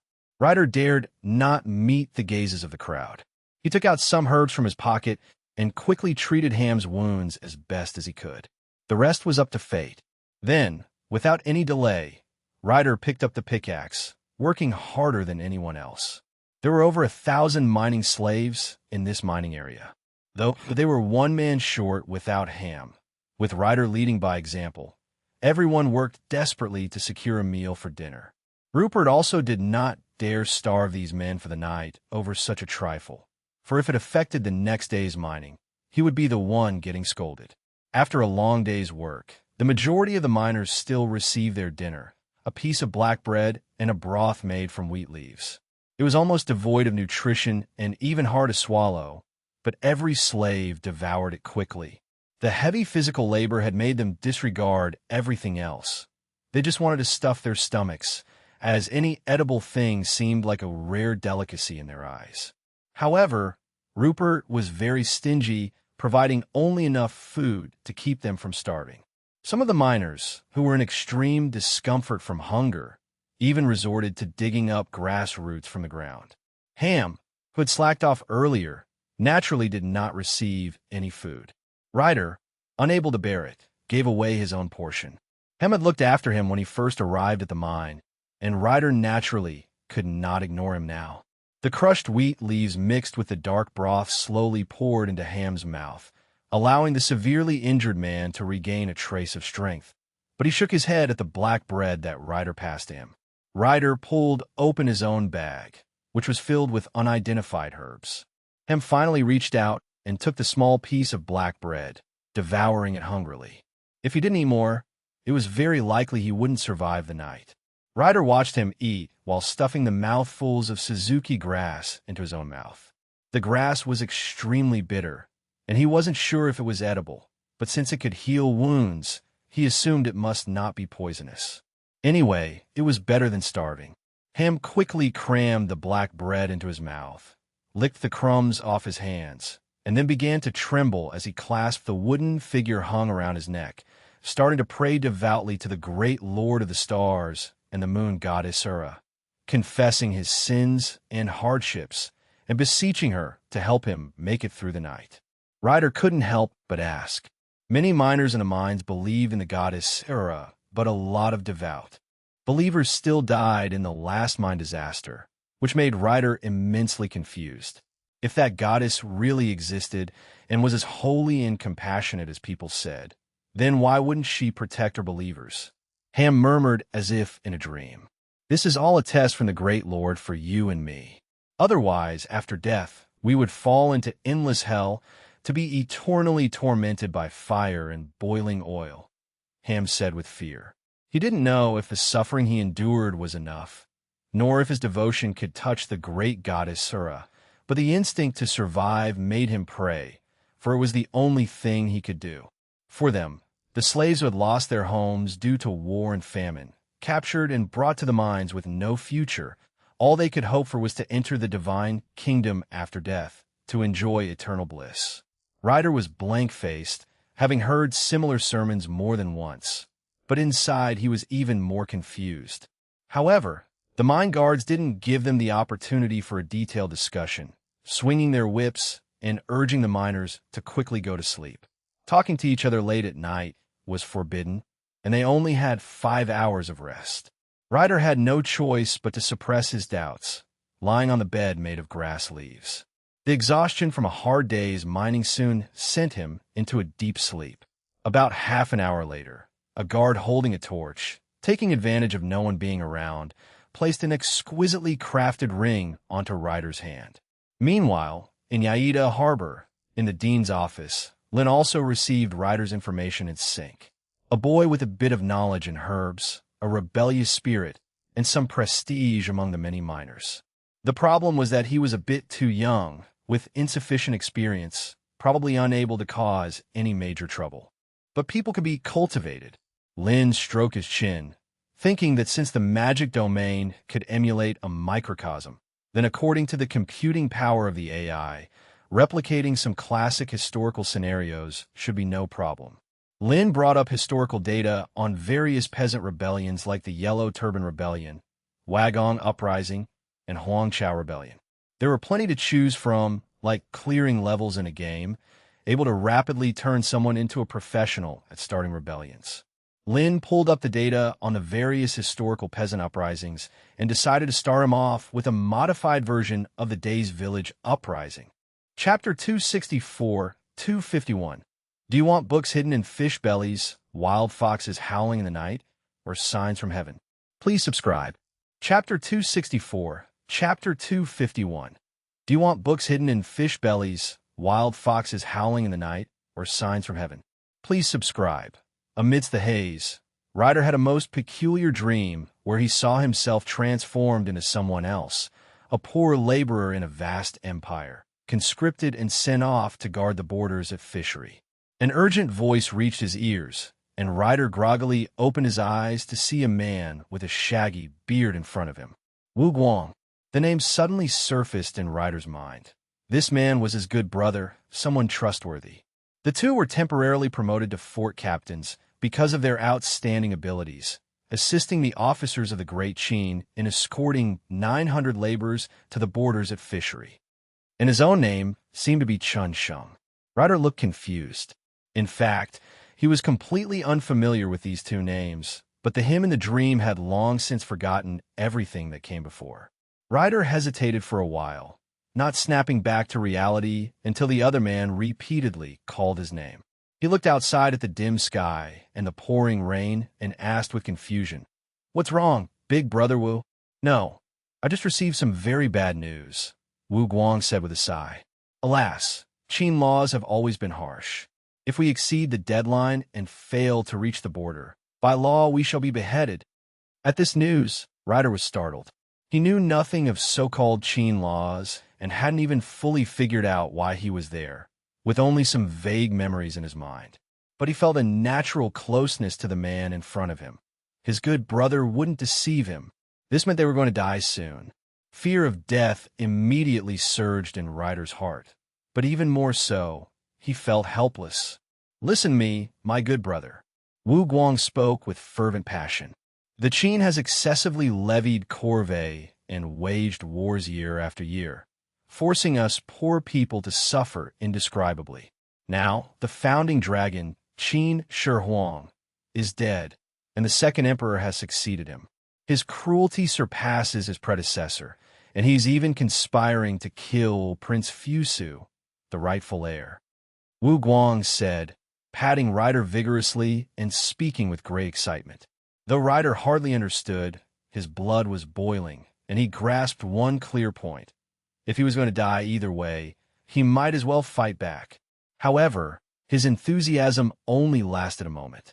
As a sincerely honest child, Ryder dared to stand up against the foreman in a moment of passion, but he had no experience at all in rebelling and could only weakly seek Wu Guang's advice. Said Wu Guang, full of confidence, and handed him a roll of white silk.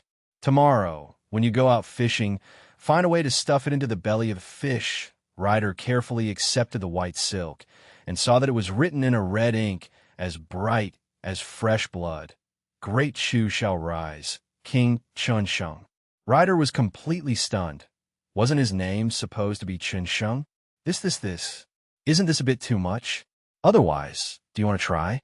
However, Wu Guang didn't give Ryder a chance to decline and immediately came up with a brilliant strategy called books hidden in a fish's belly. The honest Ryder had never imagined that a rebellion could be conducted in such a way. Wasn't this just tricking people? Wu Guang reminded him.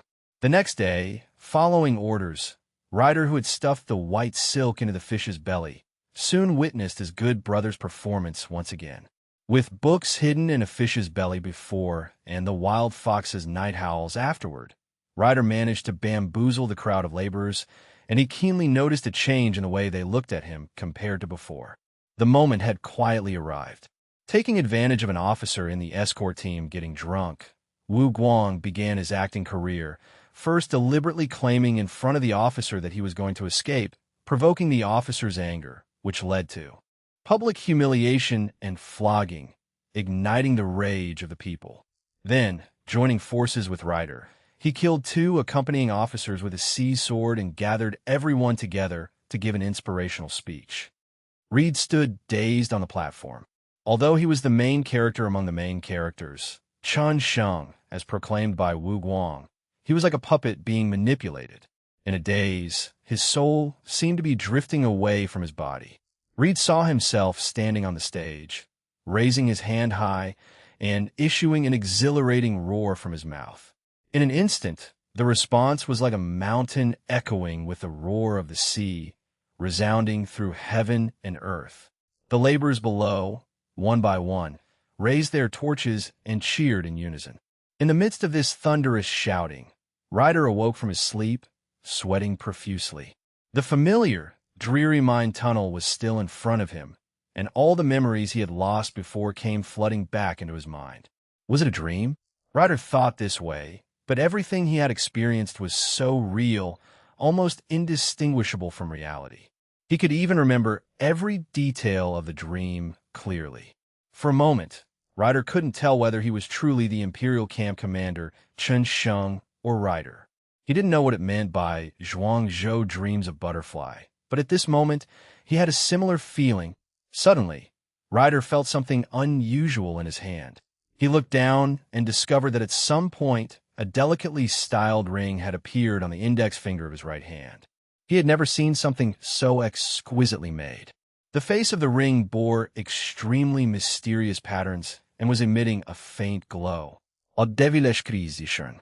Ryder immediately thought of this, as the church had always been propagating that within the kingdom of Hadalada there existed a group of believers of the evil god and devils. They possessed extremely bizarre witchcraft and were capable of accomplishing many unbelievable feats. If anyone saw objects inscribed with strange rune patterns, those were undoubtedly traps set by the devil's believers. Just touching them would bring misfortune, or even contaminate the soul, dragging a person to hell. With this thought, Ryder quickly took off the ring, intending to throw it away, but remembering everything he experienced in the dream made him hesitate again. Chapter 265. 252 The Dragon Slayer eventually becomes a dragon, such is the case throughout ancient and modern times, both at home and abroad. Please subscribe. Chapter 265. Chapter 252 The Dragon Slayer eventually becomes a dragon, such is the case throughout ancient and modern times, both at home and abroad. Please subscribe. What's wrong? In the cold mine, a faint voice began to echo in his ears. Startled, Ryder instinctively shoved the ring into his pocket before turning to see Ham, the one who had spoken. Ryder asked in a lower voice, concerned. "A bit better. It seems I'm not dead yet," Ham said weakly. Ryder asked, puzzled. Ham was momentarily stumped by Ryder's question, having never considered it before. "The poor are born poor, and the nobles are born noble." Holding the wooden holy light seal to his chest, Ham whispered softly, "Is everything predestined?" Ryder felt an emptiness in his heart, but soon the roaring from his dreams echoed in his mind. The call for defiance against royal authority from another world, from its peasants, jolted Ryder and imprinted within him the mark of rebellion. But sheer passion was clearly not enough for success. Ryder's rebellious thoughts fizzled out at the sight of the fully armed guards. After all, he was just a young man in his early 20s with a bit of knowledge about herbs. He was no match for the dozens of guards in the mine. More importantly, reality differed from the dream world. Without a wise and strategic Wu Guang by his side, he could do nothing. Ryder could only carry on with his work, watching Ham, still recovering from old wounds, forcing himself to move one heavy rock after another, burning with rage but helpless. As nightfall returned, Ryder hesitated before putting on the ring. He hid his hands behind his back and entered the dream world. Just as he had thought, he entered the magical dream world once again. However, this time he didn't lose his memory. As Chun Sheng, he led 900 servants, ready to rebel against the oppressive Qin rule. But this time things did not go as smoothly. The challenges were beyond difficult to describe. For being inept, his best brother Wu Guang took his power death. Attempting an assault on Qi County, his secret plans were exposed, death. When he finally managed to gather some forces and the Empire's regular army came to fight, again, death. Ryder was becoming depressed. He remembered it wasn't so hard before. Ryder was unaware that the previously loyal and strategic Wu Guang was actually a form of newbie protection. In reality, there are not so many careful, wise, and loyal individuals. After half a month, he had lost count of how many times he had died, and each dream was not exactly the same. Sometimes he was Fang La, leading the oppressed peasants against the Song court. Other times he was Zhang Jiao, deceiving a large number of believers by pretending to be a divine being and even wielding magical magic, only to face a bunch of human war gods, mowing down soldiers like cutting grass. His only advantage was that after death, everything would reset, and he'd have another chance. Ryder's growth was incredibly difficult, but what made the deepest impression on him was not the pain of dying over and over again, but the human tragedies on the vast land, where parents consumed their own children and no chickens were heard for miles. This was a dog-eat-dog world, where bureaucrats and nobles endlessly oppressed the poor, filling Ryder with immense anger. At last, he led a ragtag group of impoverished people to overcome wave after wave of encirclement and finally gained a territory of his own. However, Ryder discovered that his own men had changed, beginning to emulate the brutal regular armies they once despised, looting and plundering, enslaving the poor, and wallowing in wealth and power without any ambition. Those who had once been oppressed, upon gaining power and status, immediately changed their tune, becoming the very people they had hated and despised. Why? Why had this happened? Ryder fell into a deep confusion, lost his vigor, and even stopped resisting. He let the city fall and died amidst the clash of swords. This time, he did not leave the dream world, but arrived at a very curious place. All around was the deepest darkness, with only the faintest glimmers of light twinkling in the distance. In front of him stood a figure, a particularly young man, perhaps even younger than himself. Ryder mustered his courage and asked. Lin replied with a question of his own. Ryder hesitated without responding, and Lin then spoke with a smile. Of course, I'm human, just like you. Magic? Wizard? Ryder paused, saying almost subconsciously. In fact, wizards don't worship evil gods or devils, at least not the vast majority of sane wizards, Lin explained. Ryder murmured softly. Lin's voice echoed in the dark space like the tolling of a great bell, striking Ryder's heart, but only adding to his confusion. Isn't it simply because people have no wings that they cannot fly? Is there really another reason why the sun rises and sets? Ryder was puzzled, but what he was concerned about at the moment was obviously not these questions. It's human nature, a flaw but also a strength depending on how you use it and what kind of world you want to create, Lin said indifferently. Desire is both the driving force that propels humans forward and the cause of change, as well as the root of corruption and greed. The Dragon Slayer ends up becoming the dragon, and this is the greatest challenge that reformers throughout history and across the world have faced. Chapter 266, 253 We Are in Hell Right Now. Part 1. Chapter 266, Chapter 253 We Are in Hell Right Now. Part 1. Ryder fell into a long contemplation. With his age and experience, he couldn't understand Lin's words. However, everything he witnessed in the dream world gradually led him to grasp what the other meant. Ryder asked, lost and perplexed. No, unless you completely eradicate human desires. Belief. Ryder couldn't help frowning. But the Baron was also a believer of the goddess, and yet he was still harsh on them. Lin began to explain. First is to establish strict military discipline, to make those who follow you understand the purpose of your rebellion, the actions that need to be taken, put forward the corresponding guidelines and goals that are directly linked to everyone's interests, such as equality for all, land distribution. Then gather those with firm convictions to form a trusted aid team. Let them spread your ideology, while also purging those who break the rules, ensuring the purity of your ranks. Lin spoke confidently. It's not an empty saying that thieves comb through like fine-toothed combs and soldiers clean out like rakes. Not to mention ancient times. Even in the modern era, it's common for regular armies to massacre and loot after breaking through a city. However, there are exceptions, such as the historically renowned Yu army, which held the belief of rather frozen than to dismantle houses, rather starve than to plunder. Similar to this was the army of the Qi family, and the best at it were naturally those proletarian revolutionaries. So, although desires cannot be eliminated, they can be suppressed by conviction and discipline. The most important point is the effective example from the top.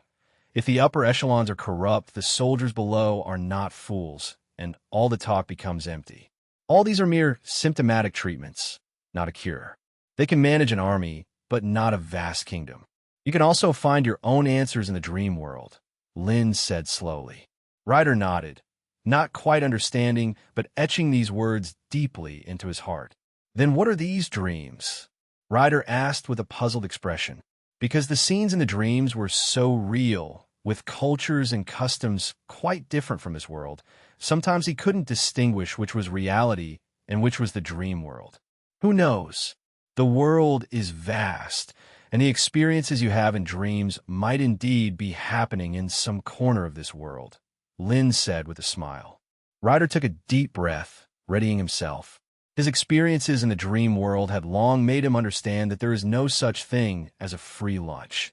Every gift has its price already tagged. Ryder asked tentatively.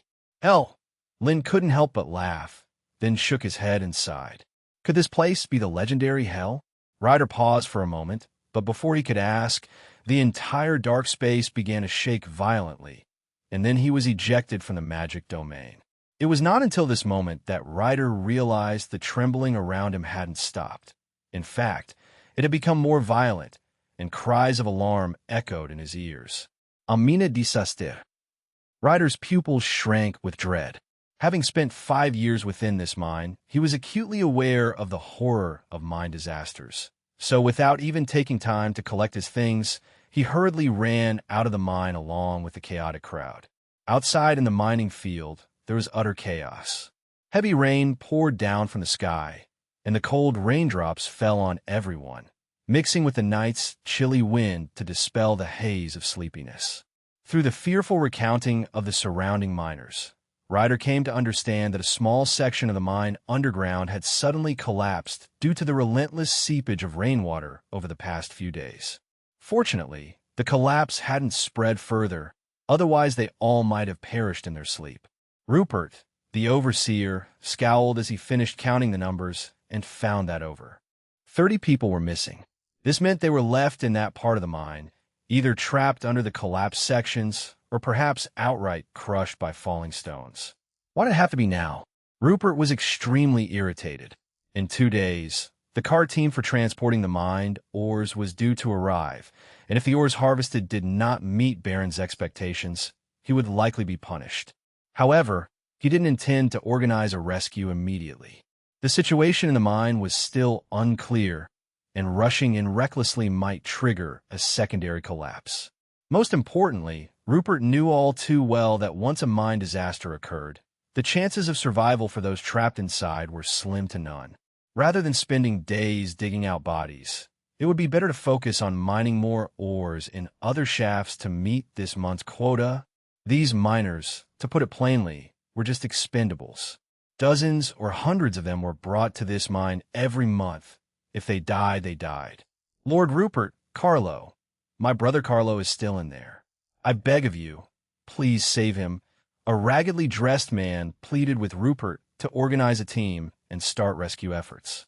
Rupert, already furious, immediately lashed out with a barrage of curses and a kick to the man, venting his anger and even blaming the trapped miners like Carlo for the collapse. Pleas and cries rang incessantly in his ears. The large raindrops soaked his head and slid down his cheeks. As Ryder looked at the collapsed mine, Rupert wielding his whip, and the miners who numbly stood by, he came to a stark realization. They were literally in hell. A surge of inexplicable courage rose within him. Ryder clenched the pickaxe in his hand and resolutely headed towards the mine. Rupert quickly noticed his actions and sternly reprimanded him. Ryder called out loudly. Then he turned to the miners around him, shouting, I've already asked around. Chapter 267, 254. We are in hell right now. Part 2. Chapter 267. Chapter 254. We are in hell right now. Part 2. With someone leading the way, more and more mine slaves picked up their mining picks, having made their decision. Rupert roared with rage. The aura of authority Rupert had accumulated over the years undoubtedly was terrifying, and with the 30 armed guards surrounding them, they instantly subdued the hundreds of mine slaves. Then Rupert turned his gaze to Ryder, who had repeatedly challenged his authority, and now even dared to incite the mine slaves to disobey his orders, which had touched his bottom line. Without any warning, Rupert's whip lashed across Ryder's body, creating an explosive gash on his chest, and a surge of intense pain flooded his senses. This time Ryder neither dodged nor fell, but stood his ground, staring intently at Rupert. Rupert felt a chill in his heart from Ryder's glare, and his gaze grew even more fierce. How dare a mine slave look at him with such eyes? It was tantamount to seeking death. With that thought, Rupert lashed out with his whip again, this time aiming straight for Ryder's head. The onlooking mine slave's eyes blazed with bright fury. Ryder, who had the courage to stand up and resist Rupert to save his fellow mine slaves, had won the approval of the vast majority. A strong sense of anger burned in everyone's hearts. Ryder sensed this shift. This time he didn't take the blow head on, but with uncanny precision, he grabbed the oncoming whip with his right hand and then rushed forward, driving the pointed end of his mining pick deep into Rupert's eye. Bright red blood sprayed out instantly, and a wretched scream echoed through the area. Rupert had completely failed to anticipate that the lean rider would lash out so suddenly and with such ruthless ferocity. Indeed, had it been Ryder from half a month ago, he would neither have had the courage nor the skill to fight like this. But the trials in the dream world had transformed him. He didn't give Rupert the chance to counterattack, but stirred the pick in his hand and drove it further into Rupert's brain. Rupert's body soon fell to the ground, a large gaping hole where his right eye had been, his face frozen in an expression of disbelief and horror. All this happened within a few seconds, catching everyone off guard. Ham and the others stood frozen, the guards included, until Rupert's eye was pierced. Only then did they snap to their senses and together drew their swords and charged at Ryder. "We've had enough." Ryder's roar thundered through heaven and earth, and as the mind slave's anger was ignited, they moved instinctively. The man who had been pleading with Rupert leaped up from the ground, swinging his mining pick, and smashed it onto a guard's head. The stingy baron certainly wouldn't have bothered to provide the mine overseers with luxuries like helmets, and the guard's head burst open on impact. More and more miners rushed in after that. The mere few dozen guards stood no chance. Within minutes, they were smashed by mining picks coming from all directions. Even so, the miners, fueled by their daily accumulation of rage, still did not spare the bodies of these people. They vented for over half an hour before everyone came to their senses and realized what they had done. Ham, stunned and bewildered as if just realizing, screamed in horror.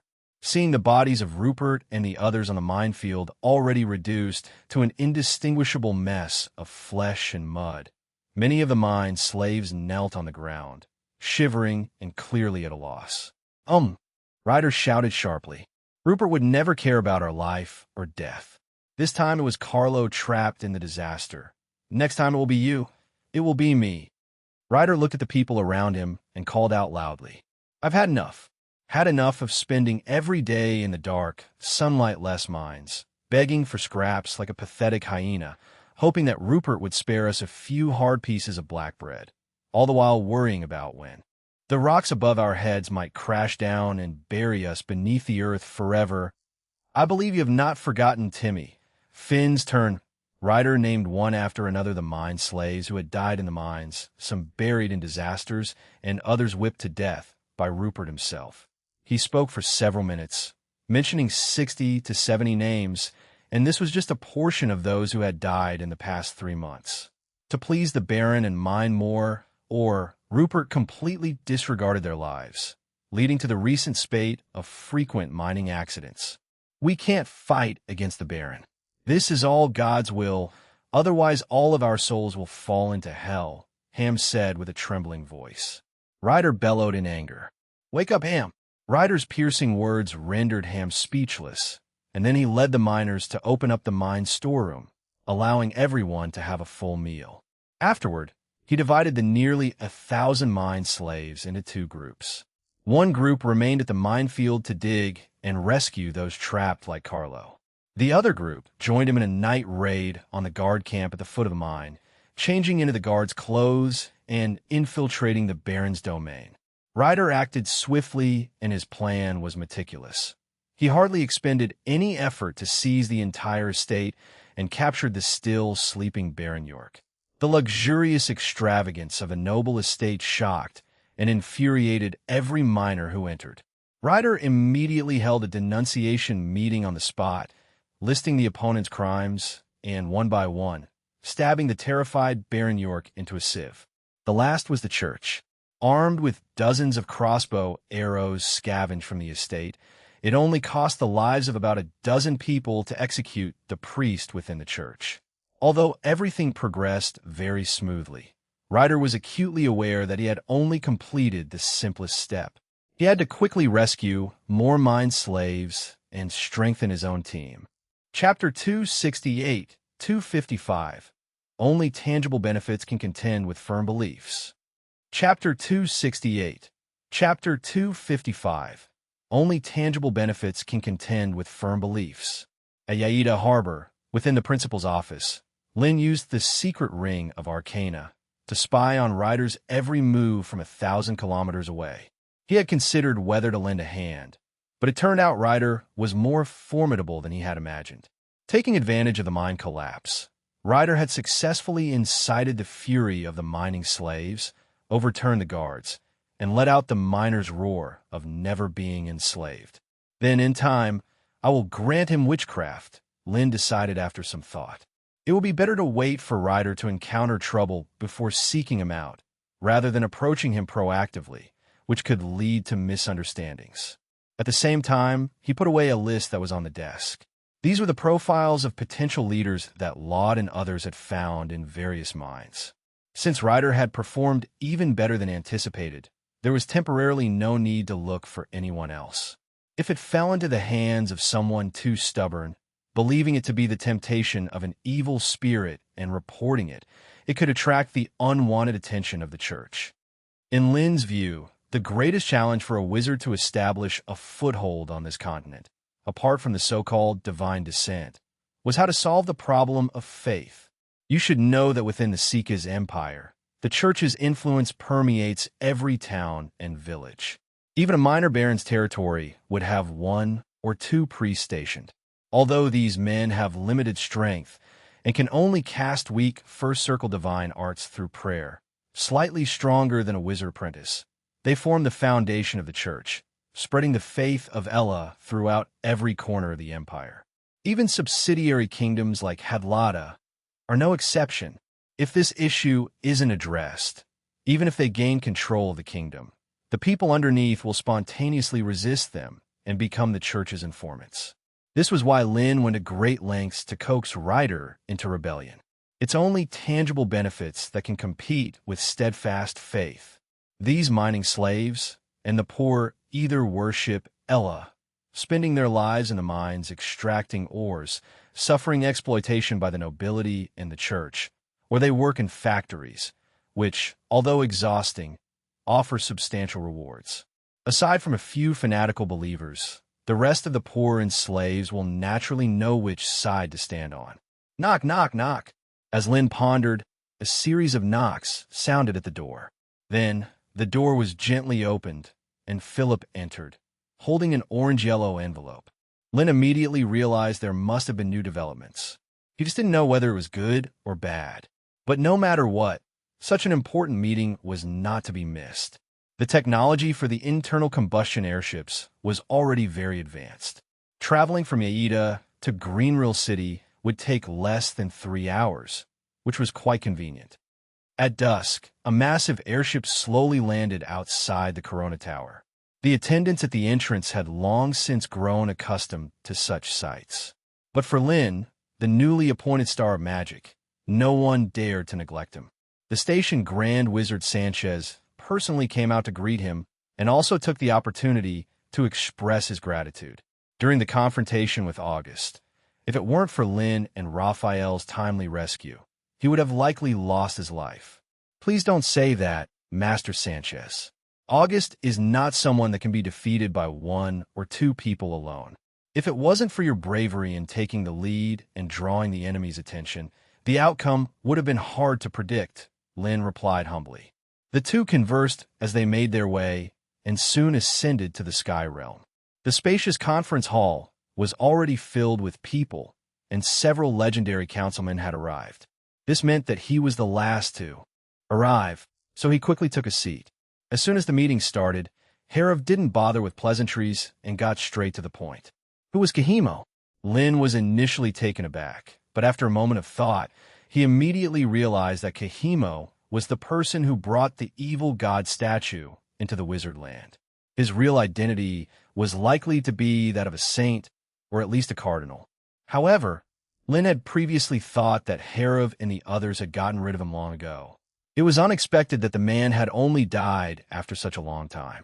It wasn't until after Herav finished explaining that Lin understood that for someone like Kahimo, a high-ranking official in the church. His soul would have been deeply bound to the divine kingdom. Once he died, his soul would be attracted to and taken in by the divine kingdom. Therefore, the council immediately detained Kahimo and attempted to use magic to probe his memories to figure out the church's plans. However, Kahimo's will was incredibly strong. They didn't get many useful clues from him, nor could they prevent him from choosing to die on his own terms. It was evident that even before arriving in Wizardland, Kahimo had prepared for his capture and set up corresponding spells. Lin furrowed his brows. Lin pondered, much like the mental link of a neural brain, he too could instantly understand the mental state of these people. A goddess might not pay any attention to the life and death of an ordinary believer, but with a powerful soul like Kahimo's, it was another matter. Many of the counselors present had faces of worry. Although the spells in the Mist Sea had been disrupted, they still harbored a sliver of hope that if the church had not discovered this secret during that time, they could continue practicing magic in peace. Their thoughts were clearly wishful thinking. However, for warmongers like Sanchez who were keener on action, the church's influence might be vast, but the Wizardland was also no longer the same as before. They were tired of being like domesticated camels, contained on this small island. In any case, this war seems unavoidable, and Yaida Harbor is likely to bear the brunt of it. It may well become a battlefield. Harov looked towards Lin and warned. Yaida's geographic position was advantageous, being a natural harbor and also facing right towards the Sika's empire, so it was highly likely to come under attack. Lin, who had been silent until now, suddenly spoke up, looking at the counselors present. Why not draw the battlefield to another location? Fighting within the Wizardland is far from a good option. Chapter 269-256, Creating a Sanctuary for the Wizard. Chapter 269, Chapter 256, Creating a Sanctuary for the Wizard. Lin's words echoed incessantly within the Sky Realm. The counselors naturally understood this logic. Should the battlefield be set in the Wizardland, even if they were victorious in the end, the loss would be devastating. If they failed, there was no need to mention it, for the end of Wizards would have arrived. But the issue was, even the most confident proponents of war did not have a guarantee of victory. If they took the initiative to attack, they would need to disperse their forces, some staying behind to defend the Wizardland, while others heading to Sika's empire. If, on the other hand, they decided to consolidate their power and remain here, then the Holy See would have to cross the entire Mist Sea, coming from afar. Even with an elite force, they could at most bring tens of thousands of people. Moreover, they could take advantage of a variety of protective arrays set up in advance to combat the enemy, greatly narrowing the gap in combat strength between the two sides. If you have any ideas, just speak your mind, Counselor Lin, Aurora suddenly said. She clearly understood that since the other party dared to put forward this suggestion, it must not be without reason. Under the watchful eyes of everyone, Lin extended his hand and tapped the conference table a few times. The surface rippled like water, and immediately afterward, a huge map that covered the entire conference table appeared before everyone. It was the territory of the Sika's empire, roughly 4 to 5 million square kilometers from south to north, with tens of millions of subjects. And that was just the number on record. This was undoubtedly a behemoth, and the Wizardland was also marked out, merely the size of a fingertip. The disparity between the two was self-evident. This is the Kingdom of Hadlata, the largest kingdom under Sika's rule. Lin's hand quickly pointed to a large tract of coastal territory on the right side of the Sika's empire and began to clarify Anthony's Magic Kingdom plan for the confused attendees. It was, in simple terms, to garner the support of wizards internally to instigate a division within the empire, allowing them to fight amongst themselves. If the situation permitted, they would seize control of the entire kingdom and turn it into a utopia for wizards. As Lin continued to narrate, Sanchez and the others suddenly saw the light.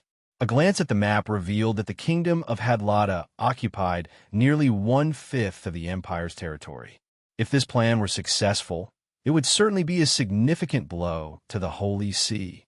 This was far better than remaining in the wizard land, waiting for the enemy to attack. In essence, by moving the battlefield into the Seeker's empire, even if the final battle turned unfavorable, they would still have a way out, at the very least gaining more time until the legendary spell Lost Fog could be completed again. And the very concept of a magic kingdom was itself inspiring and exhilarating. Herav inquired after listening to Lin's narrative. Exactly, Lin nodded. Not just Herav, but the other counselors too were intrigued. Since Lin had made a name for himself in Wizardland, the secret magic society had become a topic of conversation in their leisure time. This unique magical organization was simply too mysterious. For the majority of people, the only member from the outside world they got to see was Lin, though Tick, Alva, and others would boast about the profundity of Master Leibniz's wisdom, and the Magic Daily published many cutting-edge calculus concepts, invigorating those wizards who were eager to study higher mathematics. Doubts still lingered about the overly secretive group. Master Anthony is one of the members of the Secret Magic Society. He has been planning the Magic Kingdom within the Empire and is now tying up loose ends. He is very willing to cooperate with us, Lin said with a smile. The serious expression on Herav's face dissipated somewhat. Having members from the Secret Magic Society taking part would certainly alleviate much of their pressure. The other counselors, then, were extremely curious about this new member from the Seeker's empire, peppering Lin with questions.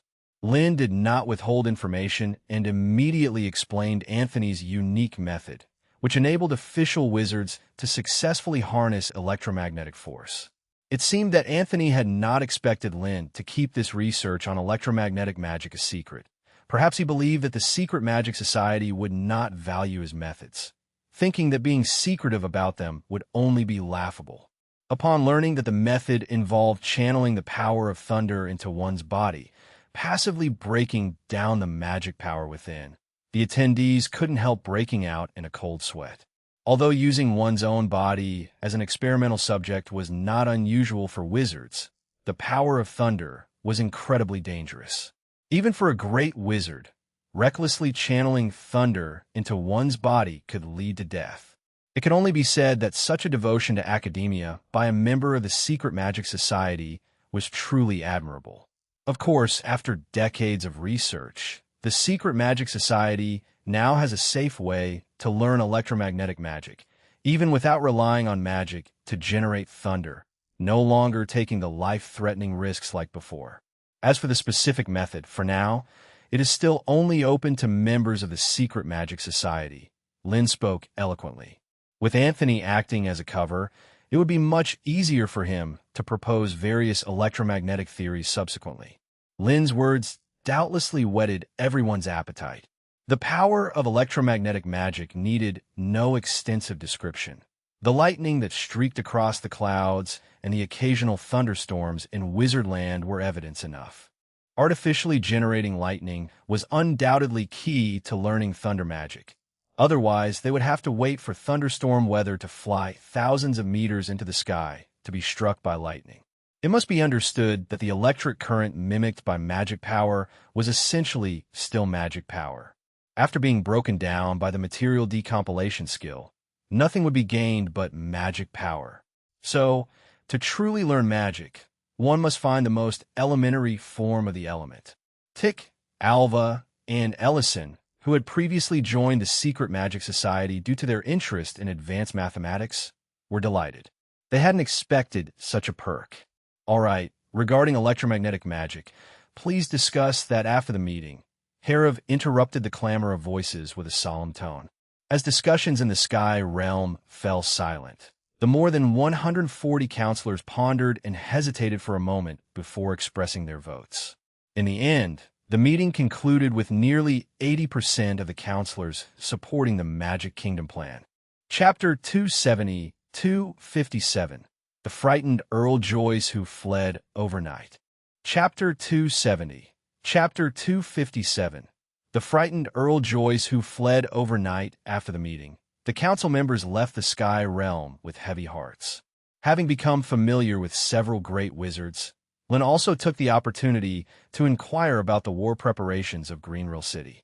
Over the past few months, the council had already assembled and trained an army of 20,000 troops. Compared to the Empire and the Church, this was obviously insufficient, but the population of Wizard Land was limited, with a total of only 600,000 to 700,000 subjects. They couldn't employ the human wave tactics like their enemies, and had to rely on quality over quantity. Although the so-called quality was nothing more than wishful thinking. After all, these troops hardly had any combat experience. Besides, the magic beasts tamed by the wizards specializing in magic potion studies might also prove useful. Then there were the wizards' trump cards, the magic crystal cannons, and war golems. Firstly, the magic crystal cannon's principle was to compress the magic power stored within demon crystals and launch it in the most basic manner. Simple, but effective. The power of a standard magic crystal cannon was roughly equivalent to a third circle magic, while a high-grade magic crystal cannon could be compared to a fourth circle spell. Though it was only a single circle's difference in magic, the power increased by more than tenfold. Correspondingly, the cost of producing a high-grade magic crystal cannon was extremely high, with each shot requiring a demon crystal the size of a fist, meaning hundreds of gold coins were only enough for a single shot. Previously, Lin had the fortune to experience and control this unique alchemical weapon and had a rough estimate of its power within his heart. By means of destructive power, it was much stronger than the cannons produced in the workshops. Its downsides were the high cost and a limited range of attack. The closer the target, the stronger the power, but beyond 500 meters, it wasn't very effective. Since there had been no need for war in Wizardland before, and because the manufacturing process itself was so complex, even if both types of magic crystal cannons were added together, there were only 100 in total, most of which were deployed around Greenrill City and the vicinity of the Demon Stone mines. However, that was all an illusion. When the council began preparing for war, it was discovered that due to lack of maintenance and even theft, only a pitiful 50 cannons were operational. As the president of the Alchemy Association, the magic creator Vittorio was furious, and the Alchemy Association underwent a thorough internal reorganization. The next were the golems, which were even more expensive than the magic crystal cannons. They were made from sturdy mithril and featured unique magical inscription circuits inside, controlled by spiritual energy wizards projecting a portion of their consciousness into the golems. After pooling resources from various schools, they barely managed to assemble 70 golems, which the Spiritual Ability Academy would support during combat. Hearing these accounts, Lin could not help but smile wryly. It seemed that the wizards had never truly considered going to war, given the long period of peace, and if the church suddenly attacked, Wizardland would probably be unable to exert even half of its potential. Raphael had submitted the report, which they had all already read, claiming it was a weapon that could threaten wizards when wielded by trained commoners. Correct, Lin nodded. Sanchez continued. Having been in charge of the training of the newly recruited 20,000 troops, he was naturally most concerned about such new weapons. 2 gold coins for 1 fire gun. Lin pondered for a long time before speaking, setting a price that was neither high nor low. The mere production cost of a single fire gun was about 15 silver coins, and, considering labor and transportation, this cost needed to be doubled. However, Lin did not intend to be unreasonably high with his price, as everyone needed to join forces to face the unforeseen church. Moreover, compared to the fire guns themselves, the steadily consumed ammunition was where the real profit lay. Considering Lin's fire sale price, Sanchez did not hesitate to purchase 10,000 fire guns. Now, it was Lin's turn to face a predicament. The production capacity of the fire gun workshop is still very limited. How about this? I can first give you 2,000 flintlock guns, which should suffice for routine training when used in rotation. They don't need to shoot very accurately. Just knowing how to use them is enough. The fire gun manufacturing workshops in Aida had been expanding continuously over the recent period, now able to produce about 3,000 fire guns a month. Once the workers' skills became proficient, the output could potentially increase even more. However, it would not be easy to assemble 10,000 fire guns in a short period. As for the leak of technology, that was inevitable. Lin didn't care much about it, as Darren and others were already researching the production of firing guns. By the time someone manages to replicate flintlock guns, those gadgets are likely to have been surpassed. After negotiating the sale of fire guns, Lin and Sanchez turned to discuss training issues of the army. Born in Wizardland, Sanchez was completely blind to the training of a legion. Fortunately, collective wisdom helped scrape together some methods, such as how to incorporate their actions with a wizard's magic or staging mock battles between armies. Lin's approach was far more direct. For the fire gun squads, discipline was paramount, followed by adaptability on the battlefield, like how to face the enemy's mass charge or even a barrage of arrows and still remain calm, performing the actions of clearing the barrel, loading the ammunition, and aiming to fire. Thus, he had the wizards idling in Aida capture some magical beasts and let the fire gun squads confront them in small team formations. The threat posed by these beasts was no less than that of the battlefield. Those who could reload, fire, and shoot in the presence of a blazing main fire line charging at them were qualified fire gunners. Sanchez said with approval. With wizards there to oversee, there was little risk of significant issues, and he immediately decided to roll it out widely. The new recruits, training far from Greenrill City, had no idea that their nightmare was about to begin. While Wizardland was urgently preparing for war affairs, the minor liberation movement within the kingdom of Hadalata grew more intense.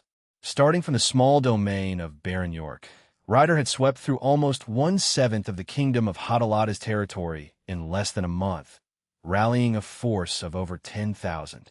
Earl Joyce was so frightened that he fled overnight, and the shock of this news quickly reached the capital of the kingdom of Hadalata. Chapter 271, 258, Those Mind Slaves. They have no martial ethics. Chapter 271, Chapter 258, Those Mind Slaves. They have no martial ethics. Hedrat Kingdom, the luxurious and exquisite royal palace of the capital, was hosting a grand court banquet. The nobles, dressed in splendor, clutched their transparent glass goblets, weaving through young maidservants and beautiful matrons, savoring delicious cuisine with smiles on their faces that were either flattering or self-satisfied. The banquet's two protagonists were naturally the crown princes of Hedrat Kingdom, Harold and Hadar, surrounded by the crowd. Their presence added an air of drawn swords and ready crossbows to the already lively event.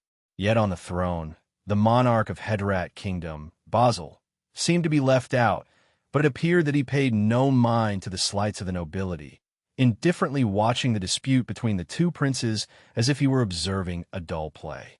Just as the banquet was reaching its climax, the grand doors of the hall were suddenly thrown open. Like a repulsive maggot unexpectedly found in a delicious meal, the rude sound of the doors opening caused all the nobles present to turn their heads in unison toward the entrance, curious as to who would be so bold. The intruder was a middle-aged man with disheveled hair and a filthy appearance, his fine clothes covered with dust and mud stains, starkly contrasting with everyone else in the banquet hall. The guards stationed at the entrance were struggling to drag him out. Prince Harold quickly stepped forward and asked with an unchanged expression. Earl Joyce was one of his supporters, absent from the banquet and now bursting and disheveled at a crucial moment, devoid of any noble demeanor, which was causing Harold to lose face. Joyce, with his hands covered in dirt, desperately clung to Harold's sleeves, tears streaming down as he accused the accursed miners of suddenly invading his territory, looting and killing, until they seized his castle and manor. Listening to Joyce's account, the other nobles nearly burst out laughing. Initially, they thought the woefully disheveled Earl Joyce suggested the involvement of those atrociously wicked believers of the evil god stirring trouble again. But it turned out to be merely a miners' riot. Of course, it's not to say such incidents are unusual. In fact, quite the opposite. Miners' revolts are common in the Hedrat Kingdom. These lowly peasants, once they have had their fill, gaining strength, become dissatisfied with their lot. You must remember, every one of those miners was purchased with money. It's their duty to mine the ore. However, no matter how numerous these miners were, they were just a disorganized mob. Usually, it only took about 100 guards armed with crossbow, arrows, firing, and volleys to scatter them, as laughable as swarms of rats foolishly provoking a fire lion. Joyce said urgently. How different, Earl Joyce. Hadar asked mockingly. They've not only taken my castle, but they've also destroyed the church and smashed the statue of the goddess. Joyce's voice trembled as he spoke. The banquet hall, which was previously filled with laughter and merry voices, became deathly quiet in an instant. You could hear a pin drop. While it wasn't unheard of for some spineless nobles to be killed by rioting miners due to poor command, this was the first time a church and statue of the goddess had been attacked. The archbishop, upon hearing the news, nearly fainted on the spot. How dare these despicable slaves blaspheme the gods? A chilling voice suddenly broke in, belonging to none other than Cardinal Archbishop Enloak. The nobles surrounding Joyce immediately dispersed. Dressed in red and gold robes, the towering figure of Enloak walked through the parted crowd. He stood there like an imposing mountain, making everyone present feel a tremendous sense of oppression. Each earl's domain is guarded by at least one bishop and several priests, as well as thousands of soldiers to protect the castle. A mere group of rebellious miners would not be sufficient to breach it, and certainly destroying the statue of the goddess is not something miners would do. I'm not certain, my lord Enloak, but all I saw were those miners. Joyce responded hesitantly. He had received word that a group of rioting miners had occupied a barony under his command and even killed Baron York. Joyce could not tolerate this, and thus rallied 1,000-strong guard, taking matters into his own hands to quell the rebellion. But those damn miners had no honor in combat. They moved like the wind, elusive as ghosts, employing poison, digging traps, and subverting insiders. They left no opportunity for a fair fight. His guard were led into a trap by these miners and perished beneath falling rocks and pit spikes. In the end, it was only by risking his life that Joyce managed to carve out a bloody path with the protection of his guards. But just as he was about to return to the castle to gather troops for another fight, he discovered that those utterly shameless miners had executed a feint. They had occupied his castle at some unknown time, nearly ambushing him again while he was en route. Joyce arrived at the capital, flustered and seeking aid, and he also learned another piece of news. After taking over Baron York's domain, Ryder, the leader of the miners, distributed all of York's wealth and land to the poor of the region, and even occupied the local church, killing the priest there. As for how things were faring in the Earl's domain, Joyce was still in the dark, but he assumed the situation wasn't good. After Joyce had exaggerated his tale, a surge of rage and a hint of fear simultaneously arose in the hearts of the assembled nobles. Duke Rickman bellowed that an army should be immediately dispatched to kill these vile miners. He owned several large mines in his territory and naturally would not allow such events to occur. Enloak said gravely. He then turned his gaze toward King Basil, who sat at the head table and had not spoken a word until now. Your Majesty Basil, I have heard that you have recently been indecisive about appointing a crown prince. Enloak's words immediately won the approval of the gathered nobles, who echoed their agreement loudly. King Basil watched as the clamor from the nobles and priests rose and fell, and after a long pause, he finally responded. Chapter 272, 259, this is all that person's plan. Chapter 272. Chapter 259, this is all that person's plan. The jubilant and lively royal banquet in the capital came to a hurried end amid Joyce's interference and the tumult over crowning a successor. However, for most nobles, the dispute had only just begun. As the leading supporter of Prince Harold, Duke Rickman boldly announced after the banquet that he would heed the call of the gods and personally lead his troops to the Earl Joyce's territory to suppress the rebellious miners. The other nobles who supported Harold also responded in kind, and in order to save time and avoid being preempted by Prince Hatter's men, more than a dozen major nobles decided to assemble their private soldiers. By adding conscripted serf soldiers from the southern part of the kingdom, within a week, they could muster an army of 15,000 strong. An army large enough to crush the rebelling miners into dust. What surprised everyone, though, was that Hattar, a strong contender for the heir, didn't make any significant moves. Indeed, after returning from the royal palace, Hattar also immediately gathered the nobles who supported him, preparing to quickly muster an army to suppress the rebellion in the south of the kingdom. But before he could start, he was stopped by Anthony. "Since Harold is so eager, let them handle it. Those miners are not so easy to deal with," Anthony said with a sneer. Hattar hesitated for a moment, then asked with some incomprehension.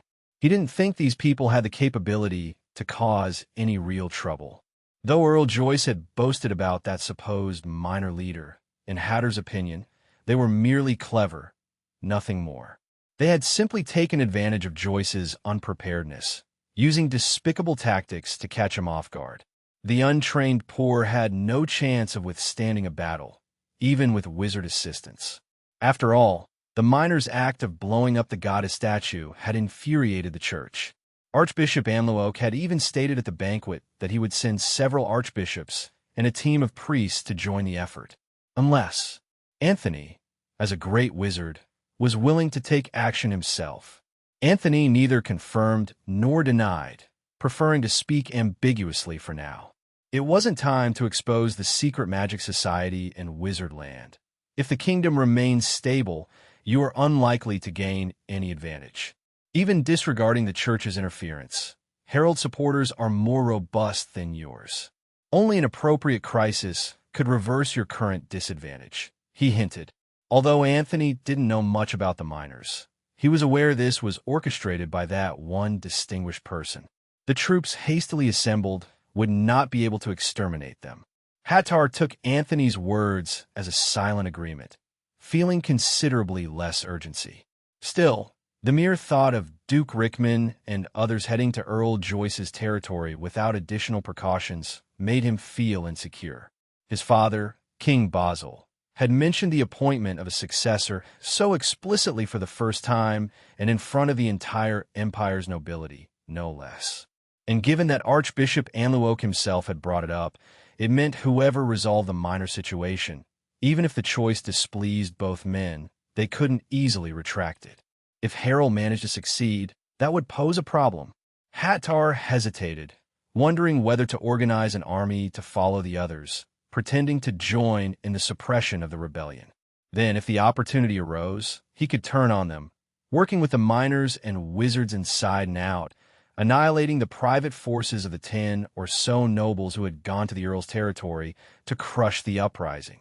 Anthony was also stunned by Hattar's ruthlessness. After pondering for a moment, he did not agree with Hattar's risky move, unless he could guarantee the annihilation of the entire legion. Otherwise, it would only give others a handle to exploit.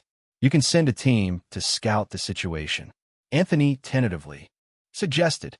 Meanwhile, within the domain of Earl Joyce, the final battle was underway. Ryder, who had easily seized the castle with a diversionary tactic, faced the biggest challenge since the rebellion: dismantling the local church. Unlike baronial lands guarded by just one priest, the church housed a bishop and 5 priests. Plus, the commotion they had caused while dealing with the guards had already alerted the church, so the possibility of a surprise attack was gone, leaving them with no choice but a full-force battle. It was a battle between the poor and the transcendents. In the pouring rain, 1,000 miners surrounded the church, wielding bows, spears, and daggers they had acquired. Dozens of crossbows fired simultaneously, and the storm of arrows fell like a deluge. However, the bishop merely raised his hand, and an invisible barrier deflected the sky full of arrows, causing ripples on its surface, but unable to breach it in a short time. Although a well-crafted compound crossbow was not inferior to a matchlock in power, that was based on breakthroughs in material science and the invention of pulley systems. The strong crossbows crafted by the Empire's artisans left much to be desired. A single round of crossbow arrows couldn't break the second ring divine art holy light shield. On the contrary, the following holy light shock from the enemy would claim the lives of more than a dozen people. As for those miners who charged forward hoping to overwhelm the enemy, they fell to their knees under the illumination of divine art confession of sins, crying out and devoutly confessing their sins of smashing statues and desecrating the divine.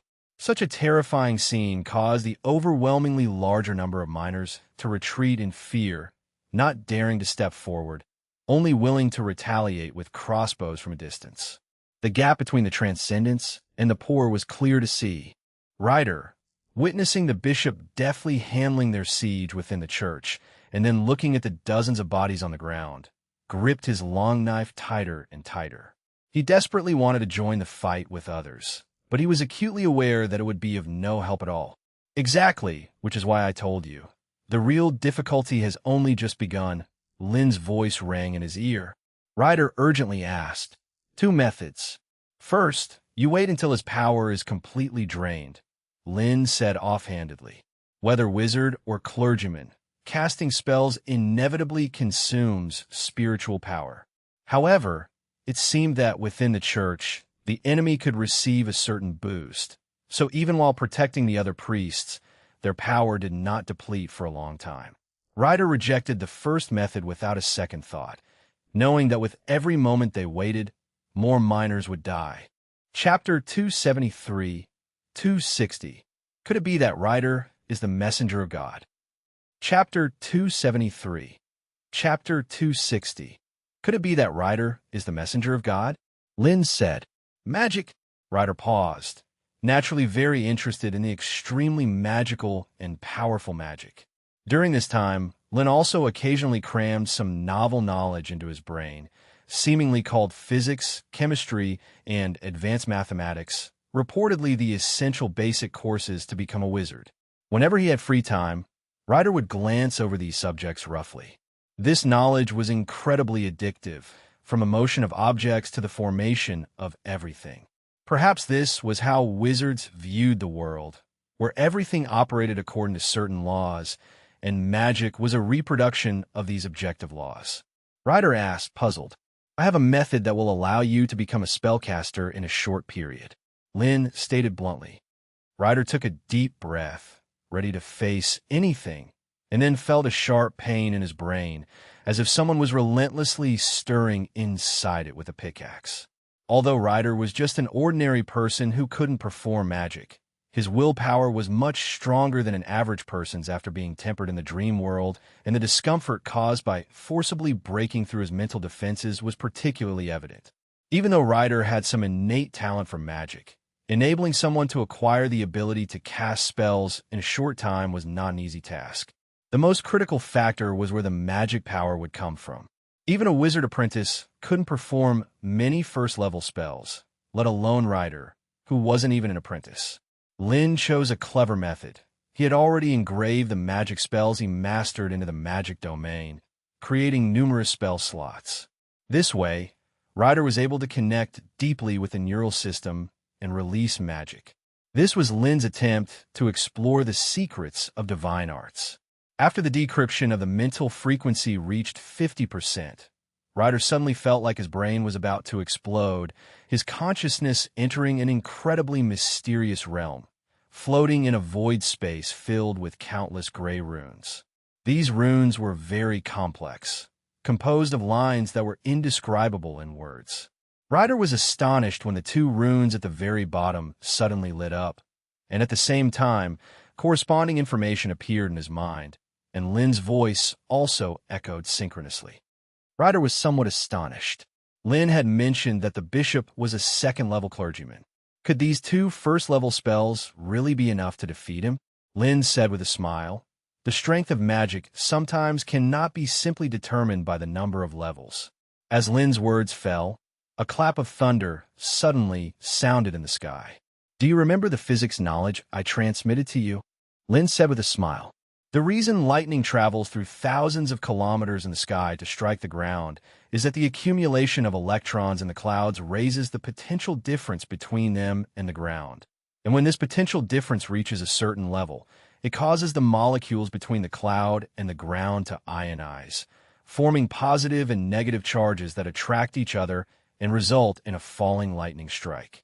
However, air is not a good conductor, so most of the lightning is interrupted in the air and it does not reach the ground.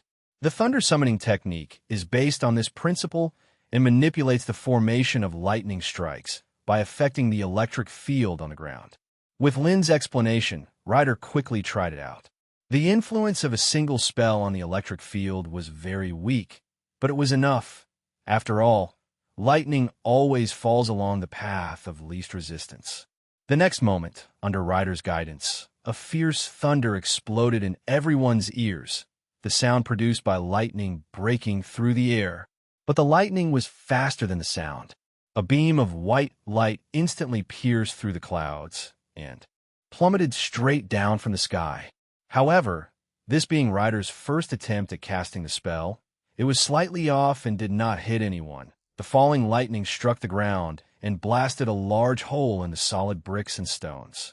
Everyone present stopped their actions, clearly stunned by the sudden flash of lightning. Divine punishment. This is divine punishment, the bishop loudly exclaimed, and the priests beside him were jubilant, believing it must be their devout prayers, or perhaps the blasphemous actions of these miners, that had drawn the wrath of the true God, summoning the thunder from skies. Compared to the jubilant bishop and priests, Ham and others turned pale and displayed looks of terror. Some even dropped their mining tools on the ground and knelt to beg for the forgiveness of the moon goddess. The bishop, overwhelmed with emotion, spread his arms towards the sky and cried out loudly. Ryder roared, raising his hand and pointing at the bishop, activating the thunder summoning technique. In an instant, an incredibly bright light fell again, the power of nature itself. The bishop, with arms spread wide and looking up at the sky, praying for the divine presence, saw the dazzling light, as millions of volts of high-voltage lightning directly penetrated the helpless divine light barrier, and a strong current instantly surged through the bishop's body. Everything happened too fast, and in the moment of welcoming death, the bishop's face still bore traces of excitement and joy. Watching the lightning from the sky strike the bishop into a charred corpse, this scene akin to divine punishment left the group of devoutly praying priests dumbfounded. Could it be that the great Lord of the Stars, the moon goddess, had completely abandoned them? A few priests showed signs of faltering faith, while Ryder showed no signs of mercy, immediately commanding Ham and others, who were as if awakened from a dream, to use crossbow arrows to kill the remaining priests. Having used the thunder summoning technique twice in a row, although the magic power was directly drawn from the magic domain, the consumption of spiritual power also caused some pain in Ryder's brain. The miners on the field looked at Ryder with a mixture of astonishment, excitement, and shock. In Ham's mind, a thought emerged. Could it be that Ryder was the messenger of the gods? Otherwise, how could he summon lightning from the sky?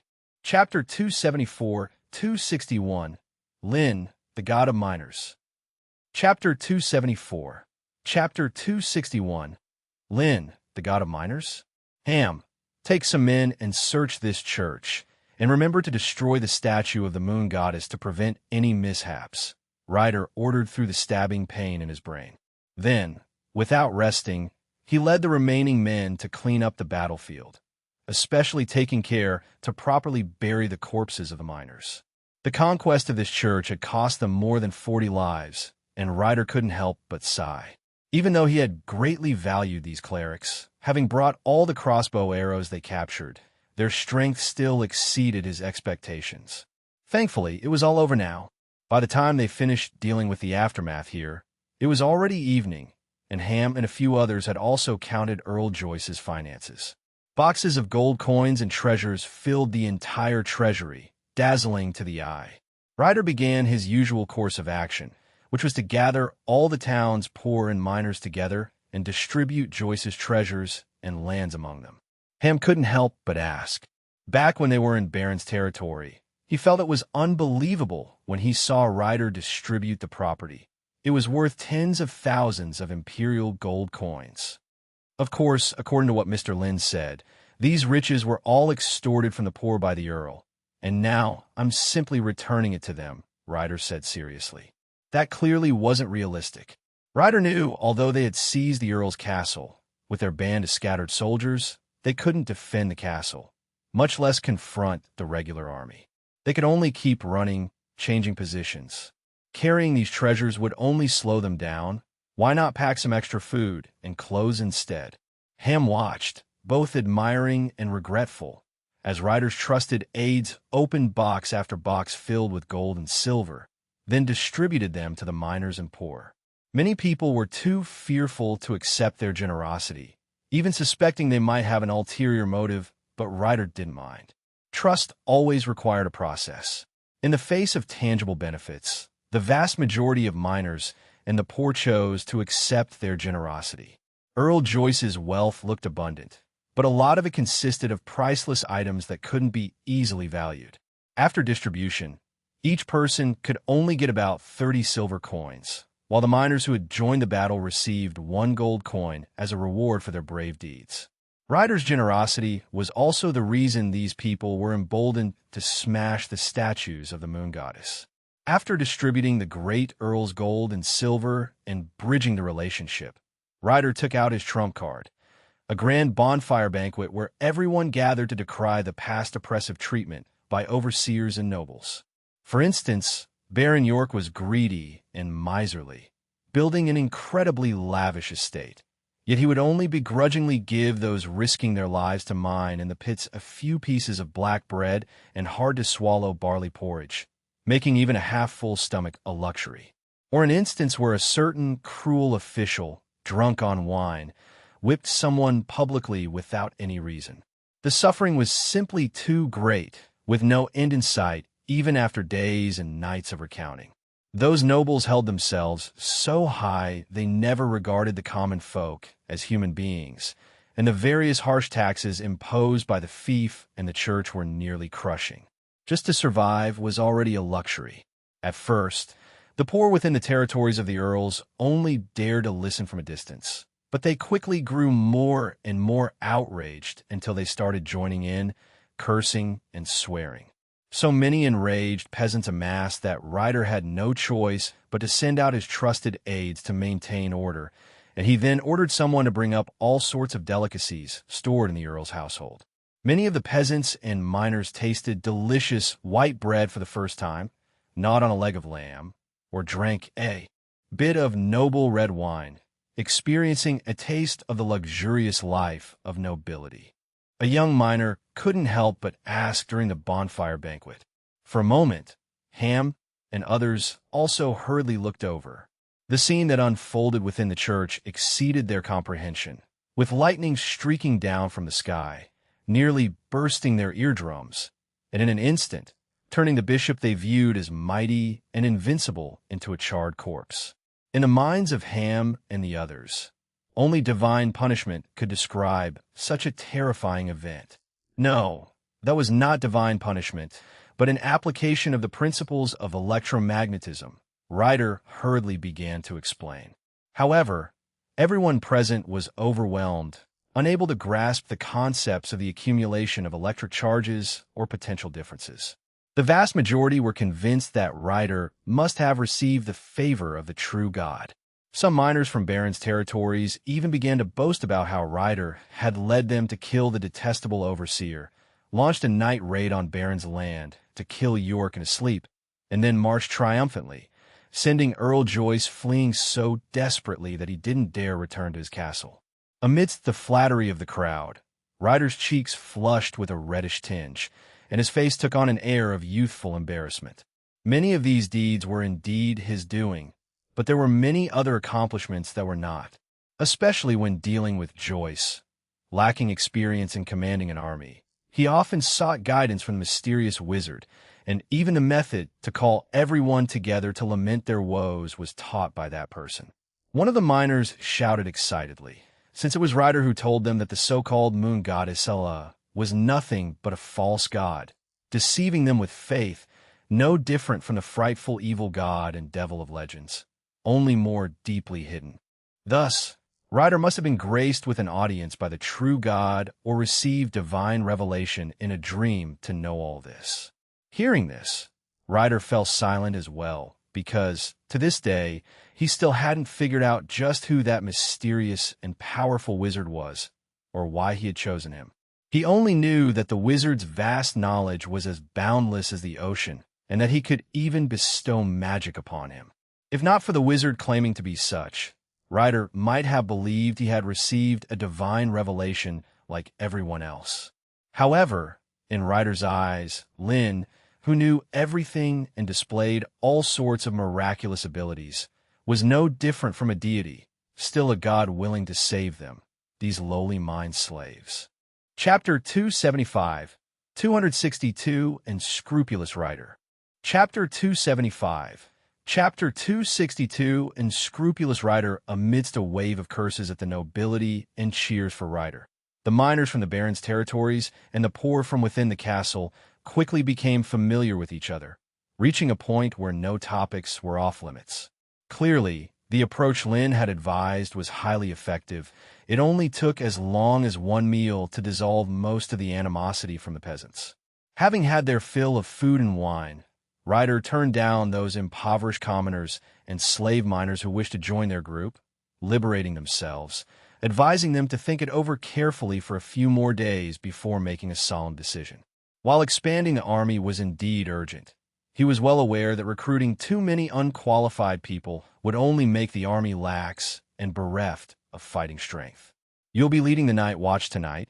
Make sure to be extra vigilant and never let your guard down, Ryder instructed a trusted aide. The soldiers within the castle might have been eliminated by them, but this did not mean complete safety. Previously, he had ordered the infamous rich households and minor nobility within the castle to be rounded up and hanged, but the cleanup might not have been thorough, necessitating vigilance against any residual forces that might attempt a night attack.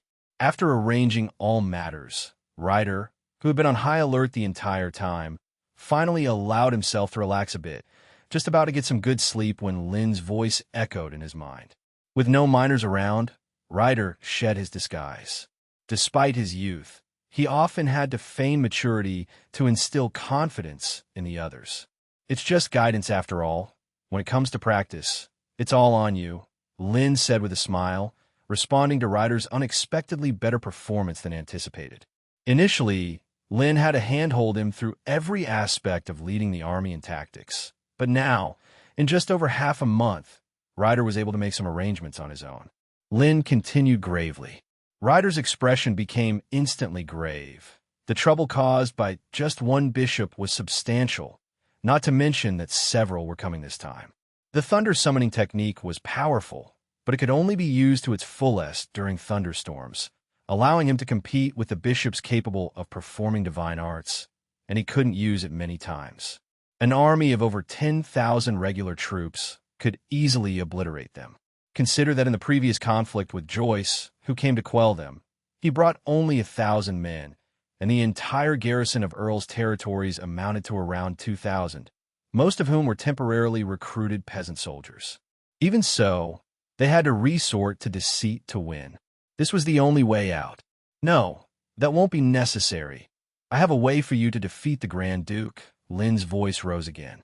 Ryder's eyes suddenly brightened, and he had no doubts about Lynn's statement. He had witnessed all kinds of ingenious tactics from the other party, very impressive ones that had outwitted Earl Joyce completely. I've sent you some reinforcements, of course, but you still need to buy some time, about 10 days or so, while the Legion led by Rickman will be able to arrive in 5 or 6 days at most, Lynn explained. It was not easy to transport the entire musket team from Aida to the kingdom of Hadlata, especially the cannons, which could not be moved quickly. A few days passed in a flash, and the great army assembled in the capital, under the rousing call of Grand Duke Rickman, marched valiantly towards the Earl's territory. However, halfway there, Rickman experienced just how dishonorable those despicable mind slaves were, not only setting numerous traps along the way, but also sending a guerrilla force that hid in the nearby mountains. During the day, they were nowhere to be seen, but at night, when his men were ready to rest, these miners would suddenly emerge from a distance and shoot a volley of fire arrows before fleeing without hesitation, regardless of whether they hit anything or not. Though, because of the long range and it being deep into the night, the aim of the arrows was not very accurate, and they hardly injured anyone. The miners still managed to disturb their peace. These people were like gnawing rats, squeaking incessantly by one's ear, and when you got up wanting to hit them, you just couldn't find where they were hiding. With no other choice, Rickman the Grand Duke had to enlist the help of the bishops accompanying the army, using divine arts to deal with these elusive, annoying, gnawing rats, capturing in the process 150 crossbows in one fell swoop. Rickman said with a cold laugh. He had previously thought the leaders of those mine slaves were somewhat competent, difficult adversaries, but now it seemed they were only capable of lowly tricks. In an earl's territory, scrapping together 300-strong crossbows would be the limit, the only means those riders had to oppose them, and yet they had given away half of them at once, which could only be described as foolish. Stumbling along the way, it took almost 8 days to arrive at the destination. Rickman didn't choose to attack the city directly because Joyce, wanting to leave himself an escape route, had once dug a tunnel from outside the city to the inside of the castle, and now it was time to use it. Rickman immediately dispatched an elite squad, along with a bishop, through the tunnel, taking advantage of the night to infiltrate the city, opening the city gates, and even coordinating with the city's minor nobles for a combined inside-outside attack. The plan went incredibly smoothly, and in less than half an hour, the tightly closed city gates were opened. Rickman immediately led his men into the city, only to be surprised to find that all the rebellious miners had already withdrawn. It was like punching into cotton, leaving Rickman deeply frustrated. Upon returning to the castle, Joyce was moved to tears of excitement, but when he rushed back to his manor to open his treasury, he was greeted with nothing but empty space. All the gold and silver had been distributed by Ryder. The inestimable treasures were buried, leaving behind only the 4 bare white walls. Joyce was so angry he nearly vomited blood and almost fainted on the spot. Chapter 276, 263. Reinforcements descending from the sky. Chapter 276. Chapter 263. Reinforcements descending from the sky. Duke Rickman led his great army for a brief respite within the castle walls. Enraged, Joyce grabbed a few vassals and harshly interrogated them before realizing that his wealth had been distributed to the poor within the castle by Ryder. Moreover, some had even followed the other side, fleeing before their arrival. Indignant, Joyce cursed loudly and immediately gathered all the poor vassals still lingering in his domain, ordering them to return all the wealth they had received and to pay an additional 20 silver coins as punishment. Those who couldn't pay would suffer a lashing.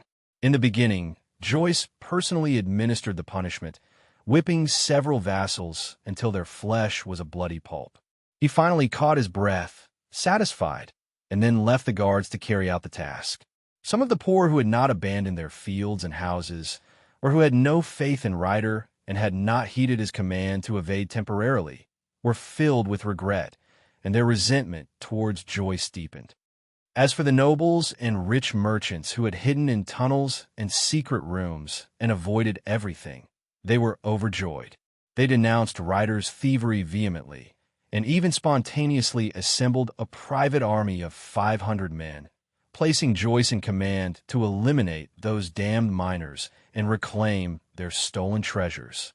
For Joyce, this was clearly a welcome surprise, as he had even considered conscripting more peasants to form a makeshift army of serf soldiers to boost his presence, at least to prevent himself from being completely without manpower and solely dependent on the Duke's guards. Now, it was far more convenient, and it also spared his own soldiers from carrying hoes and pickaxes into battle, which would be unbefitting of a noble's dignity. At night, the scouts he had sent out earlier returned one after another with reports. Several kilometers from the castle, they had spotted the miners, a large and scattered group estimated in number in the tens of thousands. Rickman took a breath of relief. His biggest concern was that these people would scatter and vanish without a trace, making it impossible to fulfill Prince Harrow's commission. That would be a real trouble. Rickman instructed, with no intention of pursuing them under cover of darkness. Instead, he planned to rest here for the night. The previous encounters had made Rickman aware of the cunning and deceit of the opposition. Pursuing them in the dead of night might lead to more headaches. He aimed to intercept them on the plains ahead, where all underhanded schemes and stratagems would have nowhere to hide. They must have heard of your fearsome reputation, which is why they fled in panic. Joyce flattered. Rickman laughed heartily, and the surrounding nobles joined in the chorus, gathering to discuss at length and fantasize about the generous rewards Prince Harold would bestow upon their victory. Speaking of which, where is the second prince? Listening to the boasting of the crowd, Rickman suddenly remembered this matter and felt an unease in his heart. This matter related to the establishment of the heir apparent. The prince should be extremely anxious. I've heard that Hattar, the prince, had some disagreements with a few earls regarding the deployment of the troops. Maybe that's why he's been delaying, a baron mused in response. To think that at such a critical juncture, there is internal strife, that second prince indeed is unfit to ascend the throne. Rickman said mockingly, his anxiety completely dissipated. There had already been reports from spies that an earl supporting Hattar, with a vanguard not large in number, was trailing far behind them. It seemed they were reluctant to accept their situation, which is why scouts were sent to monitor their movements at all times. Rickman declared decisively, then raised his wine glass. The others present also lifted their glasses, shouting in unison for his Majesty Harold. Early the next day, when dawn was yet faint, Duke Rickman summoned his army and pursued them. To avoid letting these people escape, he even sent a cavalry squadron ahead to herd them to a suitable location. Rickman had great ambitions. He intended not only to defeat the rebelling miners, but also to annihilate them all in one fell swoop. Such a resounding victory would be the best gift for the new king. However, things did not always go as planned. Under the cavalry's pursuit, Ryder led his people to a valley where they set up a defense instead of continuing to flee as Rickman had expected. The cavalry did not continue the chase due to the unfavorable terrain. If we had known we would be trapped here, we might as well have defended the castle. We might have had a chance of success, Ham complained, now trapped in the valley with no means of escape. That fortress is ultimately Earl Joyce's, and no one knows if he had any tricks up his sleeve. Being under siege from both inside and out would be even more troublesome, Ryder explained, then smiled and said, Besides, our waiting has not been in vain, has it? Reinforcements? Ham asked, confused. Ryder affirmed with certainty. Ham and the others looked up into the sky blankly, but there was nothing. Ryder hadn't seen anything either, but he believed the reinforcements had arrived because the wizard himself had told him so.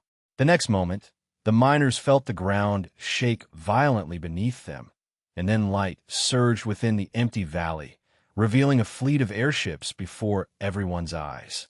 Ham and the others stared dumbfounded at the exquisitely crafted vessels they found impossible to describe in their simple language.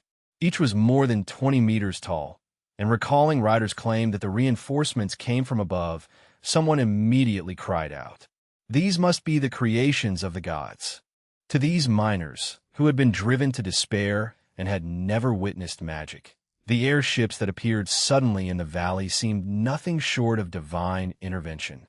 Suddenly, shouts filled the valley as many of the miners fell to their knees, worshipping these massive creatures that towered over houses.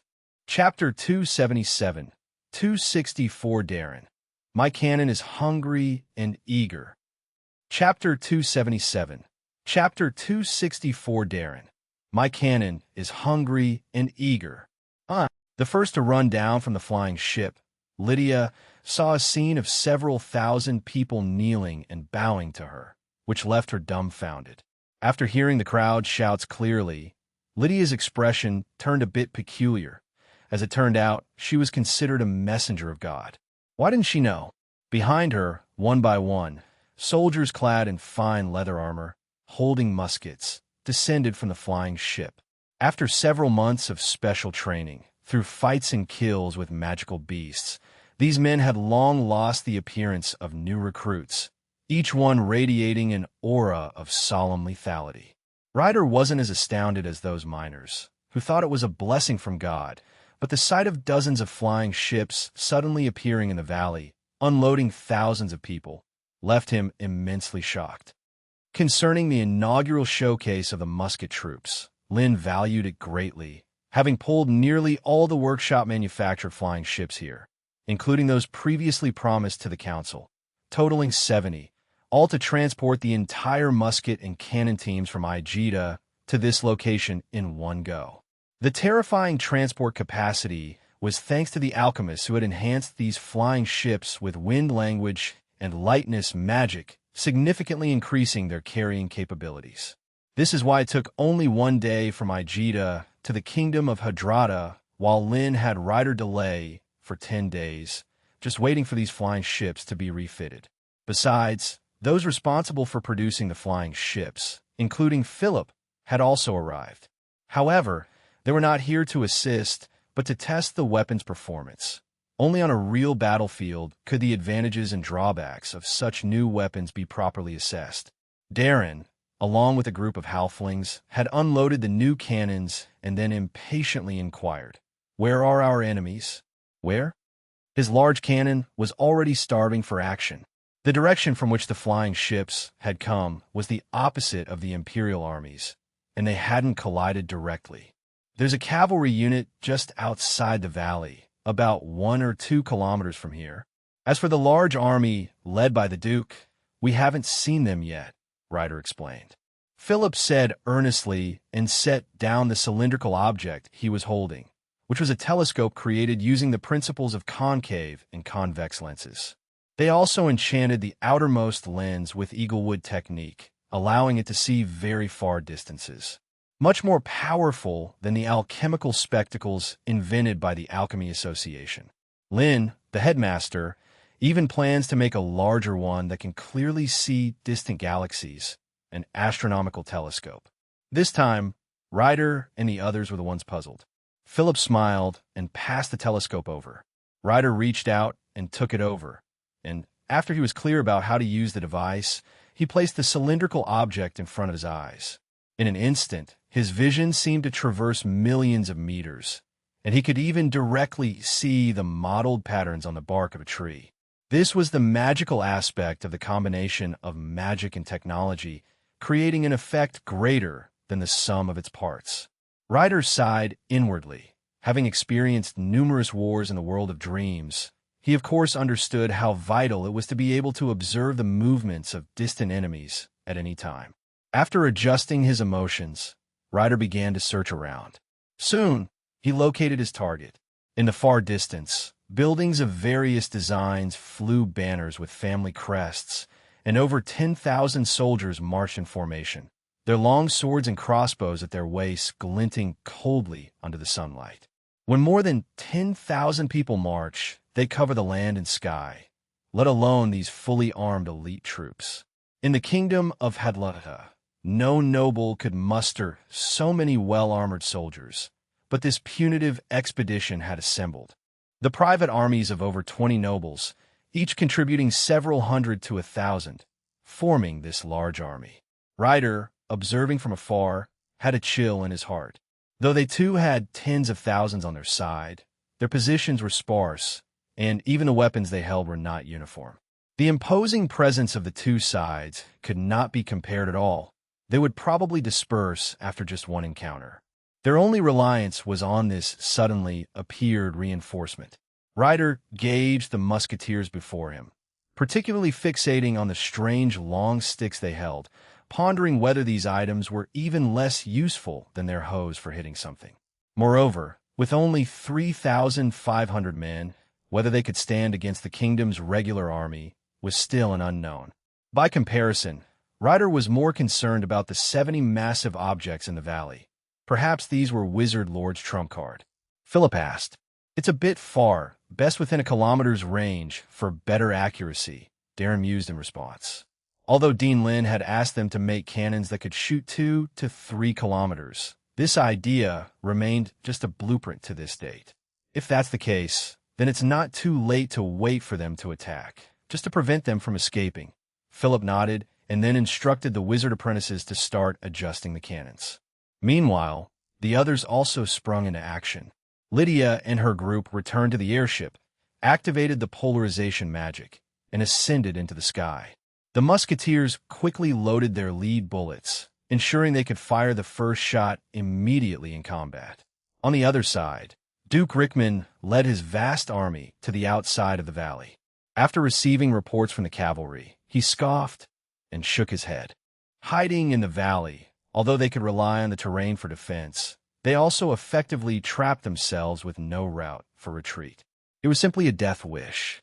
Just as Rickman was preparing to charge into the valley for a massacre, he was surprised to find Ryder leading people out of the valley.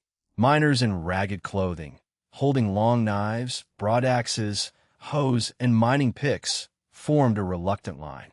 Seeing this, the nobles present burst out laughing. Joyce's face turned incredibly ugly as he felt everyone's mocking gaze and wished he could find a crack in the ground to hide, remembering how he once fled from such an army. We better be careful.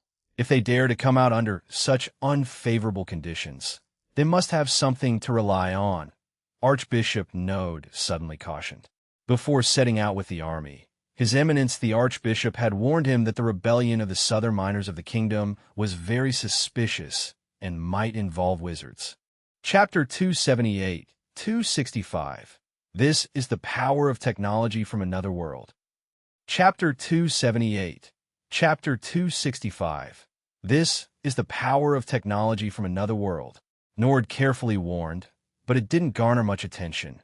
Joyce was even more eager, urging Duke Rickman to launch the attack, as he couldn't wait to twist off the heads of those rebels. Rickman patted his shoulder, encouragingly saying, "Lord Rickman, this might not be good. Subduing these mind slaves concerns the heir's candidacy. The major credit should be given to someone else." Joyce hesitated and said.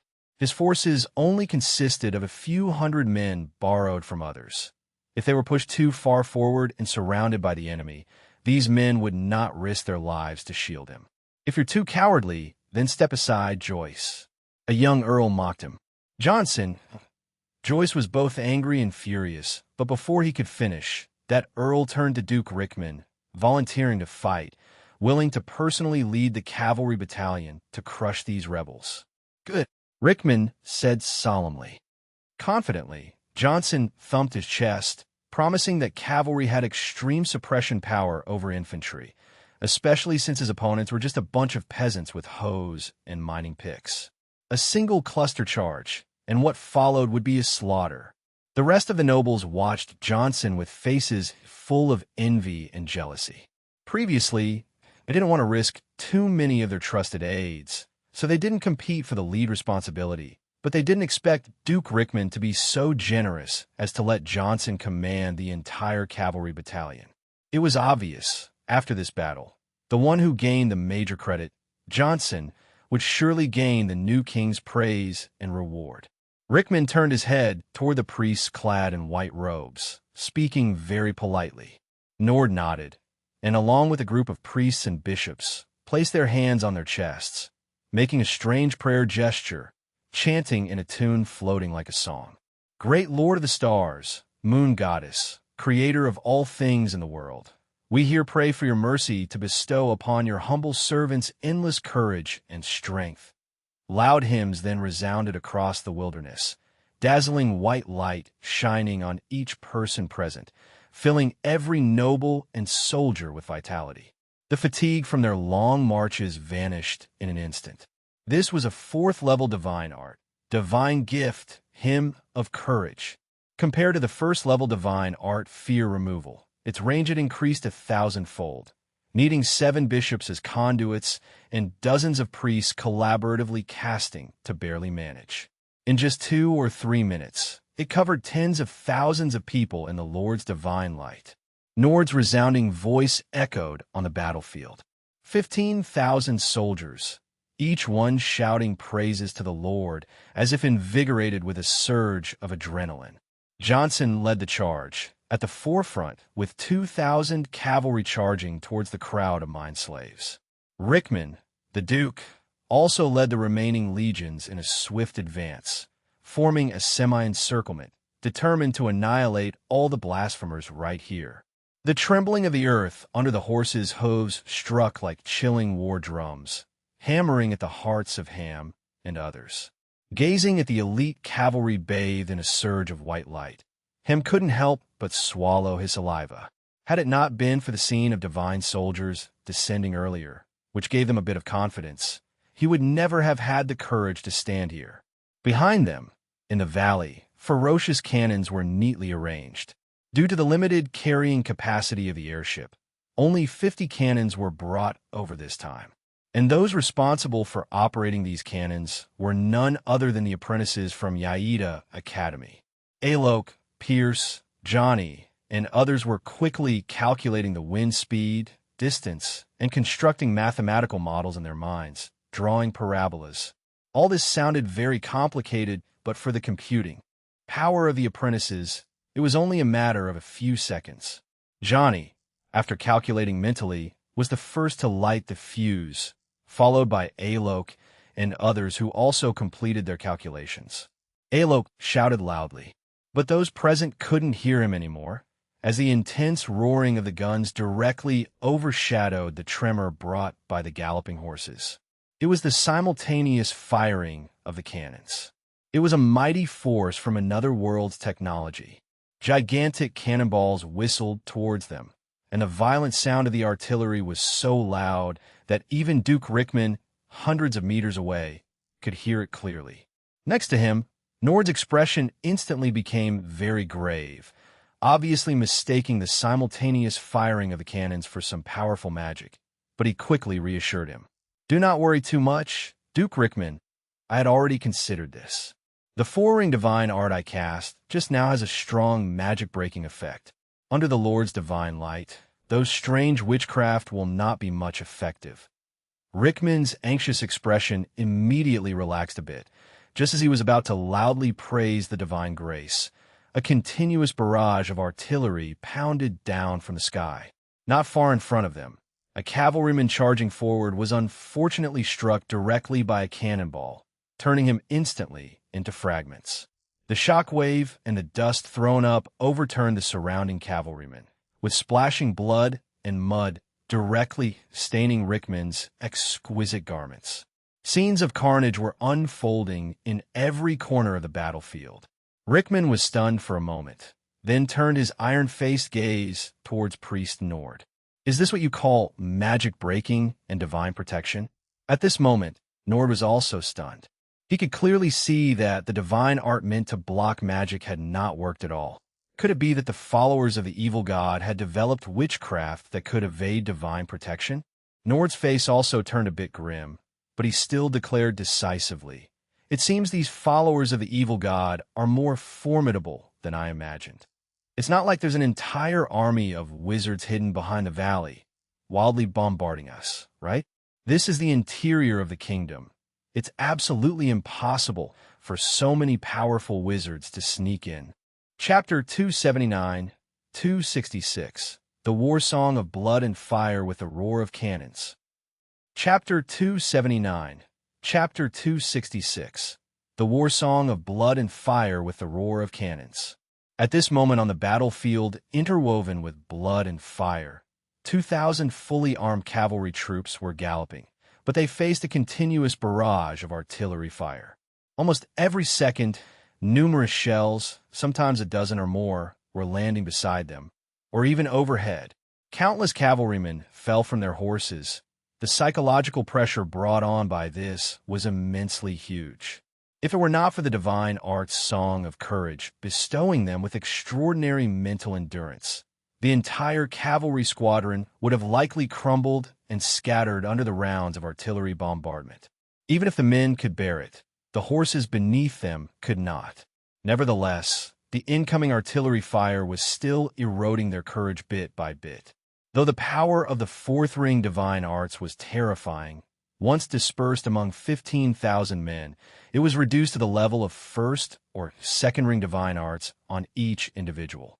Johnson's mind was seized by a flicker of fear, dreading that the next round of fire would land on his own head. He, like Nord, regarded the fearsome artillery as the wizard's magic.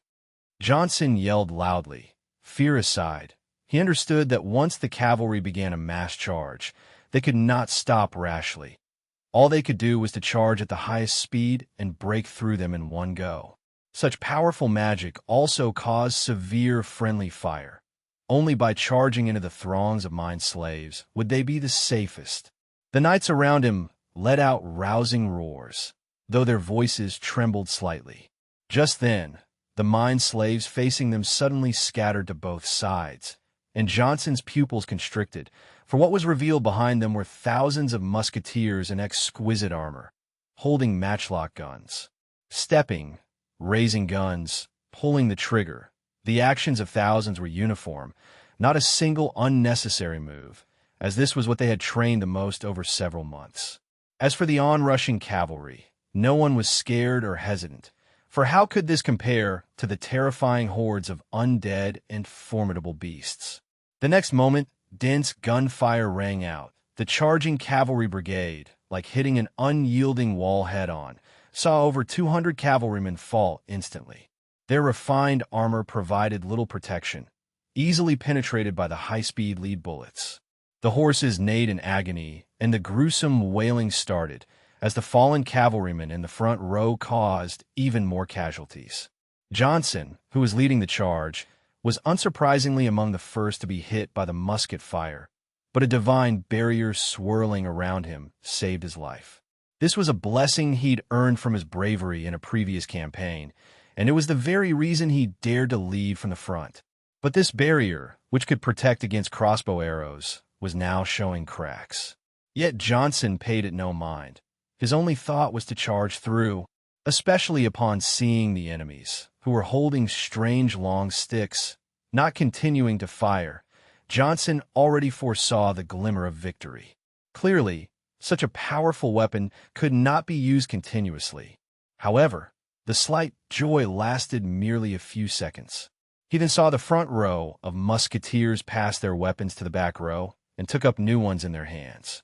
The use of firearms triple strike can vary widely, with ancient civilizations from the East and West each developing their own routines.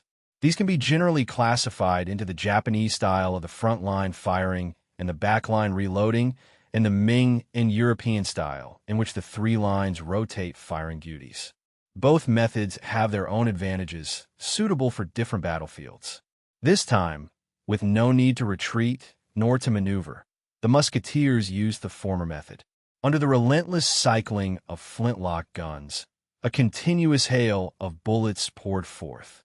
Although muskets were not as devastating or intimidating as artillery, they were more numerous, and the short distance of tens of meters became a veritable road of death.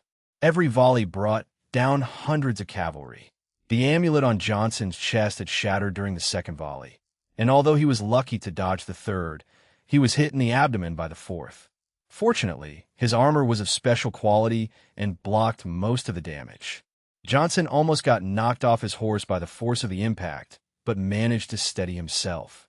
Enduring the agonizing pain, nothing remained in his mind but the obsession to charge through and cut down the damned miners and the wizards casting spells. Not to mention, he simply couldn't halt his advance now. With less than 10 meters to the front line of musketeers, it was too late to turn his horse around. Johnson roared hoarsely, only to see the musketeers ahead abruptly aiming their guns directly at him. It was not until then that he realized he was startlingly alone. Glancing back, he saw the decimated cavalry squad had already scattered in retreat. He was the only one who had charged all the way to the musketeers. Before Johnson had a chance to curse, he was turned into a sieve by a dozen muskets and fell just 5 or 6 meters from the musketeers. Watching this scene, Rickman felt as though his heart was breaking. He wasn't concerned about Johnson's fate, but grieved immensely for the fallen cavalry. You see, these 2,000 cavalrymen weren't all from his own forces. They also included Prince Harold's trusted aides. The losses were so severe this time that the Crown Prince would surely tear him to pieces. Archers, counterattack! Rickman yelled desperately. The charge and sacrifice of the cavalry were not in vain. At least it covered their approach within bowshot under the artillery assault.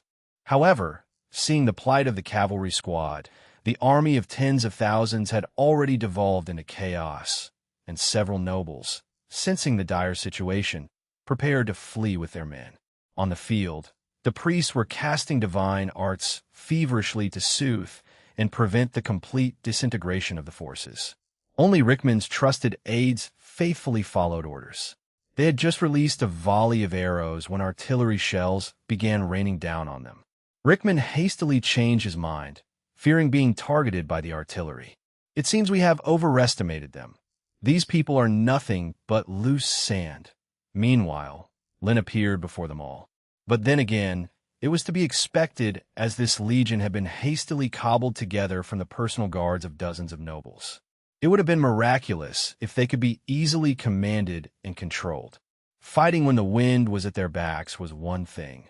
Facing headwinds, they were bound to scatter, each for themselves. The fact they hadn't completely disintegrated under the onslaught of artillery and the volley of muskets was entirely due to the divine arts. Chapter 280. Create chapter. Create chapter. Create chapter. Create chapter. Chapter 280.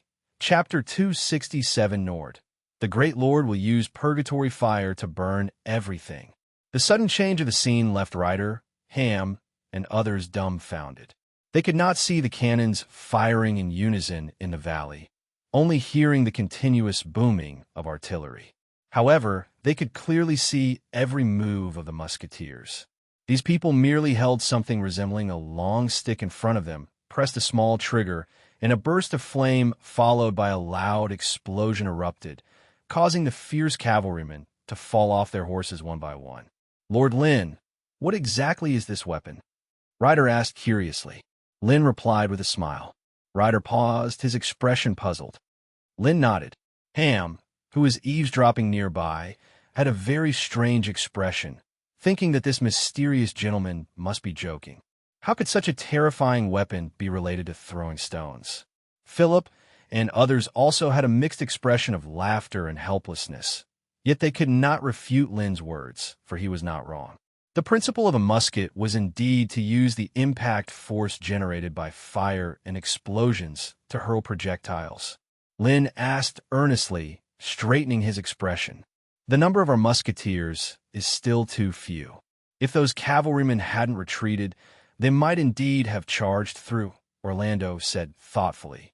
The effective range of the flintlock musket was only about 80 to 90 meters, which for cavalrymen was merely a matter of charging through. Had it not been for the deterrence of both cannons and muskets scattering their courage, it might have resulted in significant casualties. "The firing rate is this thing's biggest drawback," Orlando remarked wistfully. Philip shook his head, feeling that the flintlock musket was already a near-perfect creation. If it could fire multiple shots, a skilled marksman would surely be more formidable than many wizard apprentices, even some first circle wizards. Don't panic. The followers of the evil god won't be rampant for long. The great Lord of the Stars is watching over us from the divine kingdom, and those who bravely fight and die will gain eternal glory in his divine kingdom. On the other side of the battlefield, Rickman the Duke shouted loudly, striving to maintain the order of the Legion, yet his voice trembled slightly, clearly not as calm as he appeared on the surface. At this moment, Rickman was truly stuck in a difficult situation. Since this operation involved the throne, when he had previously assembled a large army to march south to suppress a rebellion, he had done so with the determination to spare no effort, not only bringing along a contingent of nobles' personal troops, but also a cavalry force of 2,000 men. Such a force was something overkill against a mere slave minor uprising. It was sufficient even for a campaign against another kingdom. Who would have thought that among those ragged slaves, thousands of well-trained regular soldiers would suddenly appear, wielding strange weapons, utterly routing his cavalry, with wizards even involved, bombarding them with magic. The panicked cavalry, eventually managing to return to their lines, did so at the cost of nearly half their number in casualties. Most people perished under the fire of muskets and cannons, but many also fell to the trampling and collisions that occurred as their comrades fled. Seeing the miserable state of these people, Joyce's forehead was covered with cold sweat, thankful that the impetuous Johnson had taken a hit for him. Otherwise, he would have been the one dead on the battlefield by now. With so many wizards and an army of thousands appearing simultaneously in the earldom, mixed with those rioting miners, it was impossible for Joyce, as the Lord, to be unaware. And, thinking about it now, how could some disorganized miners possibly drive Joyce, the Lord, out of his own territory? It was clear that the devotees of the evil god had provided support from behind all this intelligence, and Joyce had not mentioned a word. Rickman couldn't help but suspect that the other party was a spy sent by the second prince. No wonder he sat in the capital, utterly unhurried. The nobles present almost wished they could flay Joyce alive on the spot. Facing the Grand Duke's interrogation, Joyce was at a loss for words, as he genuinely knew nothing about the force behind these miners. Now is not the time to assign blame, Rickman. Let's think of a way to end this battle first, and we'll settle the accounts slowly later. Archbishop Nord spoke gravely, his priests erecting solid divine barriers behind him to block the incoming cannon fire. But they clearly could not cover every part of the battlefield, only managing to protect a small area in the center. The continued sound of cannon fire made Nord extremely anxious. Could the wizard's magic be unlimited? This was the key to breaking the situation. As for those holding strange weapons in the musketeer squads, after the initial shock, Rickman quickly noticed a flaw in these weapons. Their range was less than 100 meters. Once the cavalry squad crossed this distance, the weapons in their hands could no longer penetrate armor, and the musketeers would immediately cease fire. And the effective firing distance of a longbow is about 130 meters. They could completely take advantage of the longbow's range, counterattack with arrows from a distance where their opponents couldn't reach them. Then the heavily armored infantry with shields would slowly advance, distracting those men, while the remaining 1,000 or so cavalry, attacking from both flanks, would drive the miners together, squeezing the internal musketeer squad, disrupting their actions. Rickman, experienced in war, was undoubtedly sharp, and after calming down, he quickly thought of a counter-strategy. But the most significant challenge was stopping these spherical projectiles that kept flying out of the valley. Otherwise, their longbowmen couldn't maintain their positions. Nord pondered what kind of divine arts could travel hundreds of meters and still retain enough potency. Nord said slowly, Chapter 281, 268. This is at least a 5th tier, no, even a 6th tier magic. Chapter 281. Chapter 268. This is at least a 5th tier, no, even a 6th tier magic. Ryder, who had been constantly monitoring the battlefield, noticed at once that the enemy had regrouped. Thousands of shield bearers formed into well-ordered ranks, as steadfast as a solid wall, steadily advancing forward. Once more, a continuous rain of arrows flew across the sky. Following that, a sonorous holy song reverberated throughout the battlefield. Lin frowned reflexively. According to the intelligence he had, the archbishop should still be in the capital city.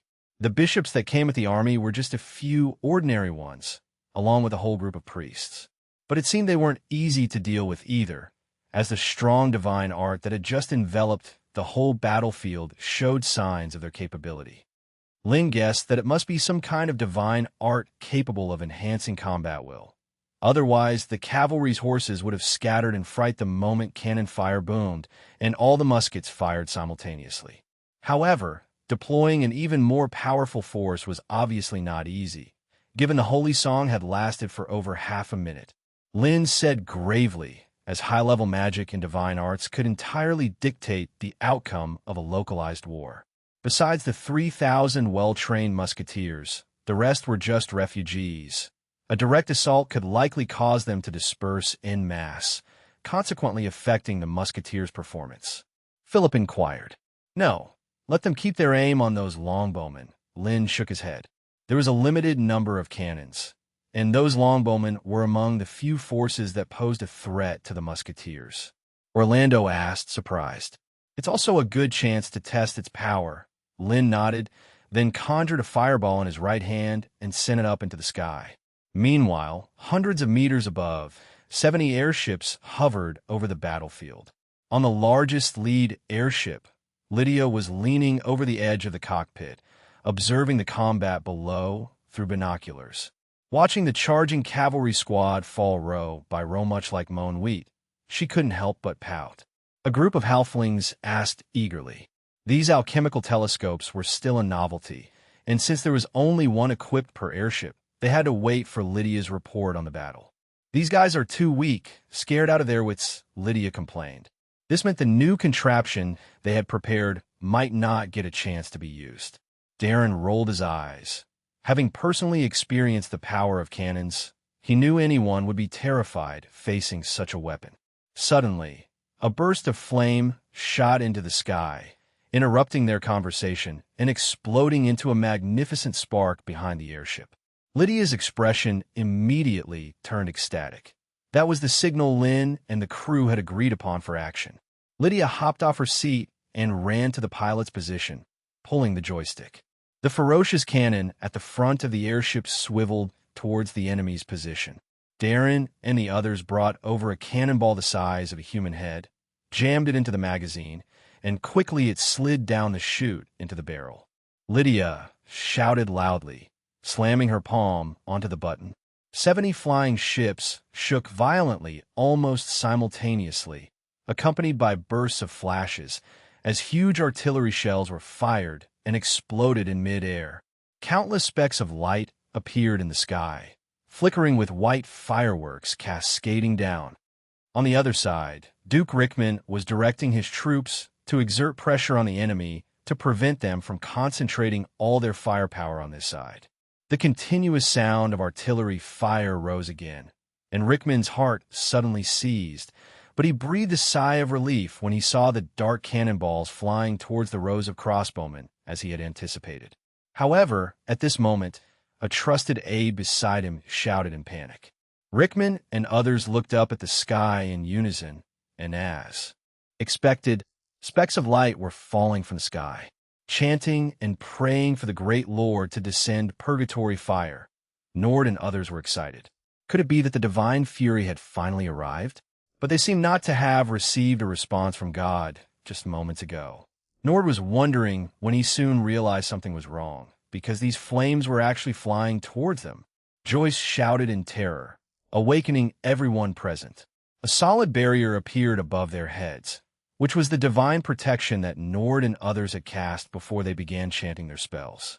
The stars tinged with white, smoke slowly fell onto it, sizzling, a sound of the divine barrier gradually corroding. And those soldiers not within the range of the divine protection could only watch helplessly as the falling sparks landed on them. Rickman shouted loudly. In his judgment, although the scope of the meteor fire rain was broad, what was falling were just some sparks, quite likely a ploy by the enemy to disrupt their ranks. But the moment he finished speaking, continuous screams tore through the battlefield. Soldiers touched by the so-called sparks fell to the ground. Rolling frantically, some even intentionally removed their armor to dig out the white phosphorus fire embedded in their flesh.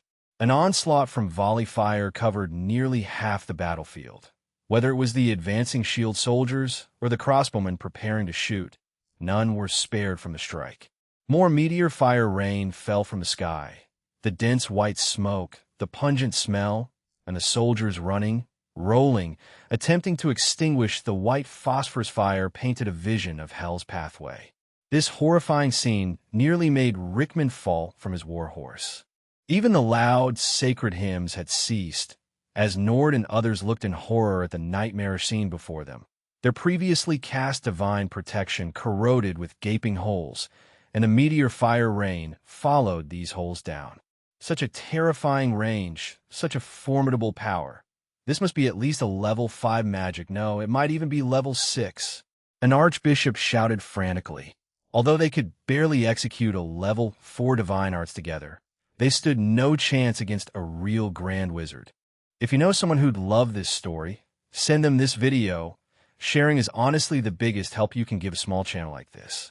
Now let's get back to it. Chapter 282. 269 Our real enemy is the Almighty God. Chapter 282. Chapter 269 Our real enemy is the Almighty God. Hell has descended. God save your devout believers on the chaotic battlefield. Shouts and screams intertwined, and some even knelt to pray, hoping for God's salvation, but it was all in vain. Rickman and others in his group were particularly targeted, with 10 airships continuously bombing their location relentlessly. The nobles, who before the battle had fantasized about how to please the new king, now only regretted, wishing the horses beneath them grew 6 legs to carry them out of the range of the fiery rain. Joyce was no exception. Seeing the dire situation, he took his bodyguards and fled. Even so, he couldn't outrun the fiery rain falling from the sky, which soon landed on him. Some fell on his sturdy armor, while some seeped through the gaps where the armor joined, penetrating his body. A surge of intense pain and burning sensation washed over him, twisting Joyce's face in agony, but he forcibly endured it, as his will to survive overpowered everything else. The horrific condition of the soldiers earlier had made it clear to him that this fire could not be extinguished by ordinary means. Now, his only choice was to flee from the range of the fiery rain and then find a way to treat his wounds. Joyce gritted his teeth against the burning pain, but the horse beneath him couldn't bear it any longer. Letting out a piercing neigh, it flung the great Earl off its back, then twisted its body and galloped away without looking back. Joyce, dazed from the fall, shouted hoarsely, scrambling to get up from the ground, but a hand tightly grabbed his thigh, dragging him back. Turning in shock, Joyce then realized that Duke Rickman was right behind him, having also fallen from his horse, albeit in a worse state, with a bloody, mangled back as if trampled by the horse. Rickman's eyes were bloodshot, his expression ferocious as if he was about to devour Joyce alive. In a life-or-death moment, Joyce no longer cared about the other's status, frantically kicking at Rickman's head. Rickman clung desperately to Joyce's thigh. His spine had already been broken, and with the bishops and priests preoccupied with their own survival, he had no chance of escaping the range of the fiery rain. Even if he managed to escape to the royal capital, this shameful defeat would ruin him completely. After all, the loss of over 10,000 armored soldiers and 2,000 cavalry, nearly half of the kingdom's elite forces, meant that neither the king nor the crown prince nor the church would ever forgive him. And in Rickman's view, all of this was caused by Joyce intentionally withholding information about the wizards. He would drag him down to hell even if it killed him. Joyce yelled frantically, pulling out his long sword from his waist and severing Rickman's hand that was grabbing his thigh. The delay from this melee allowed the next wave of fiery rain to drift down from the sky. "Join me in hell, Joyce!" Rickman screamed madly. Joyce dragged Rickman over, intending to use his body as a shield to evade this wave of attacks. But how could Rickman let him succeed? The 2 high-ranking nobles wrestled on the battlefield and were engulfed by the descending fiery rain. Such terrifying power from a distance. Philip watched the battlefield shrouded in dense smoke and covered in flames, unable to help but click his tongue in surprise. Although they had tested this weapon on magical beasts before and had a rough understanding of its effects, he had not anticipated how terrifying it would be when used against people. Lowen, as the commander of the musketeers, also felt an immense sense of emotion. He had previously not believed that a war could end without any casualties. The scene before him was undoubtedly the best proof. Lin had truly taught him a lesson on how to conduct war when one possessed absolute firepower. However, these weapons were perhaps too horrifying. Lin said, with an unchanged expression, obviously having anticipated this. White phosphorus was somewhat inhumane, but it was indeed the best method they had for crushing the enemy's morale. Lin did not know exactly what divine arts those priests were preparing, but since these men had not chosen to retreat, it must mean that Earl Rickman believed they still had a chance to defeat them. In that case, even if they ultimately secured victory, it would inevitably involve significant casualties. Ryder hurriedly asked. He had not fought many battles, But it was clear to anyone that now was the ideal time to chase and expand their victory. Several of the wizards seemed to have no intention of giving orders, which made him somewhat anxious. No, there's no need to continue the chase. A part of the cavalry has already escaped. We probably can't stop these people from relaying the situation here to the capital. Lin shook his head and countered. The most important point, which he did not voice, was that the smoke was highly toxic. Stepping into it before the dust had settled could mean death without even knowing how it came. This thing did not differentiate between friend and foe. Moreover, this army had already suffered heavy losses and lost the ability to fight again. Fear would forever be rooted in their hearts. It seems that this war is not as difficult as the councilman thought, Orlando said in a relaxed tone. In the past, during the wizard conferences held in Greenrail, those councilmen always looked worried, as if a great catastrophe was about to befall Wizardland, and some even proposed finding a new haven at sea, just in case. Now it seemed that the Empire was nothing more than a matter of having more numbers. Nothing remarkable.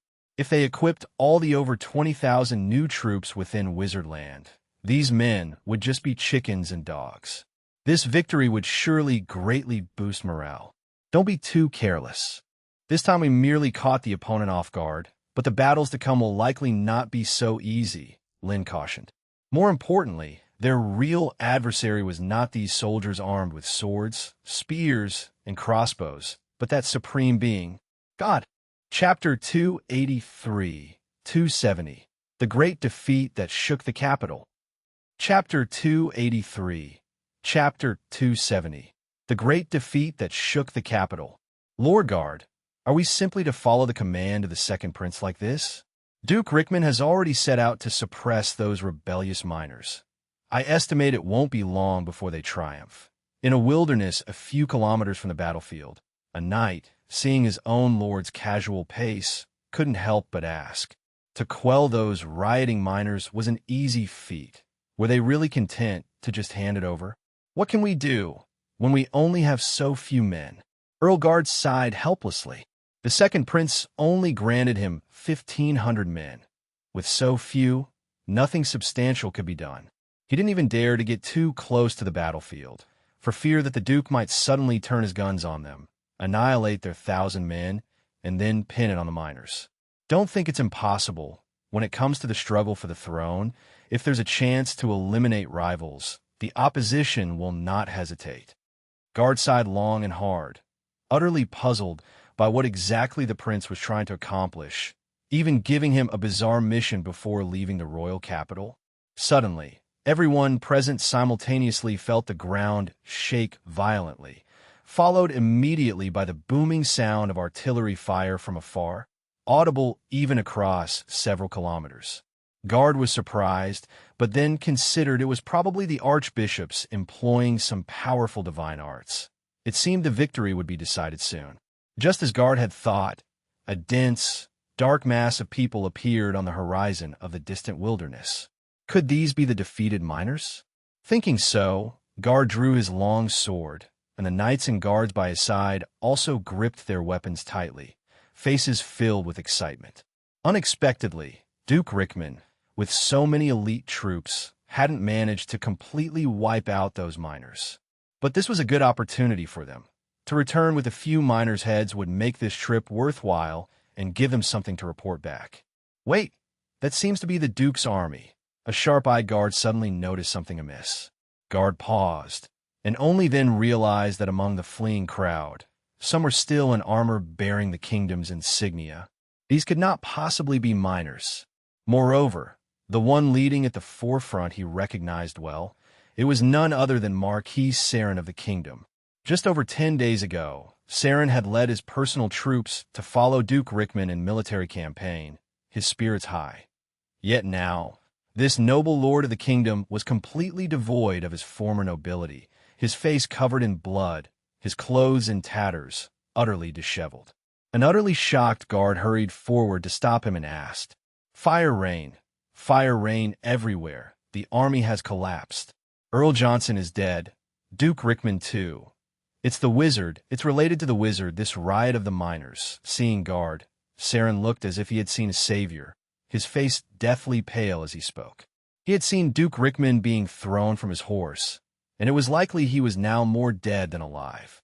As Saren ceaselessly recounted, Guard finally understood the course of events.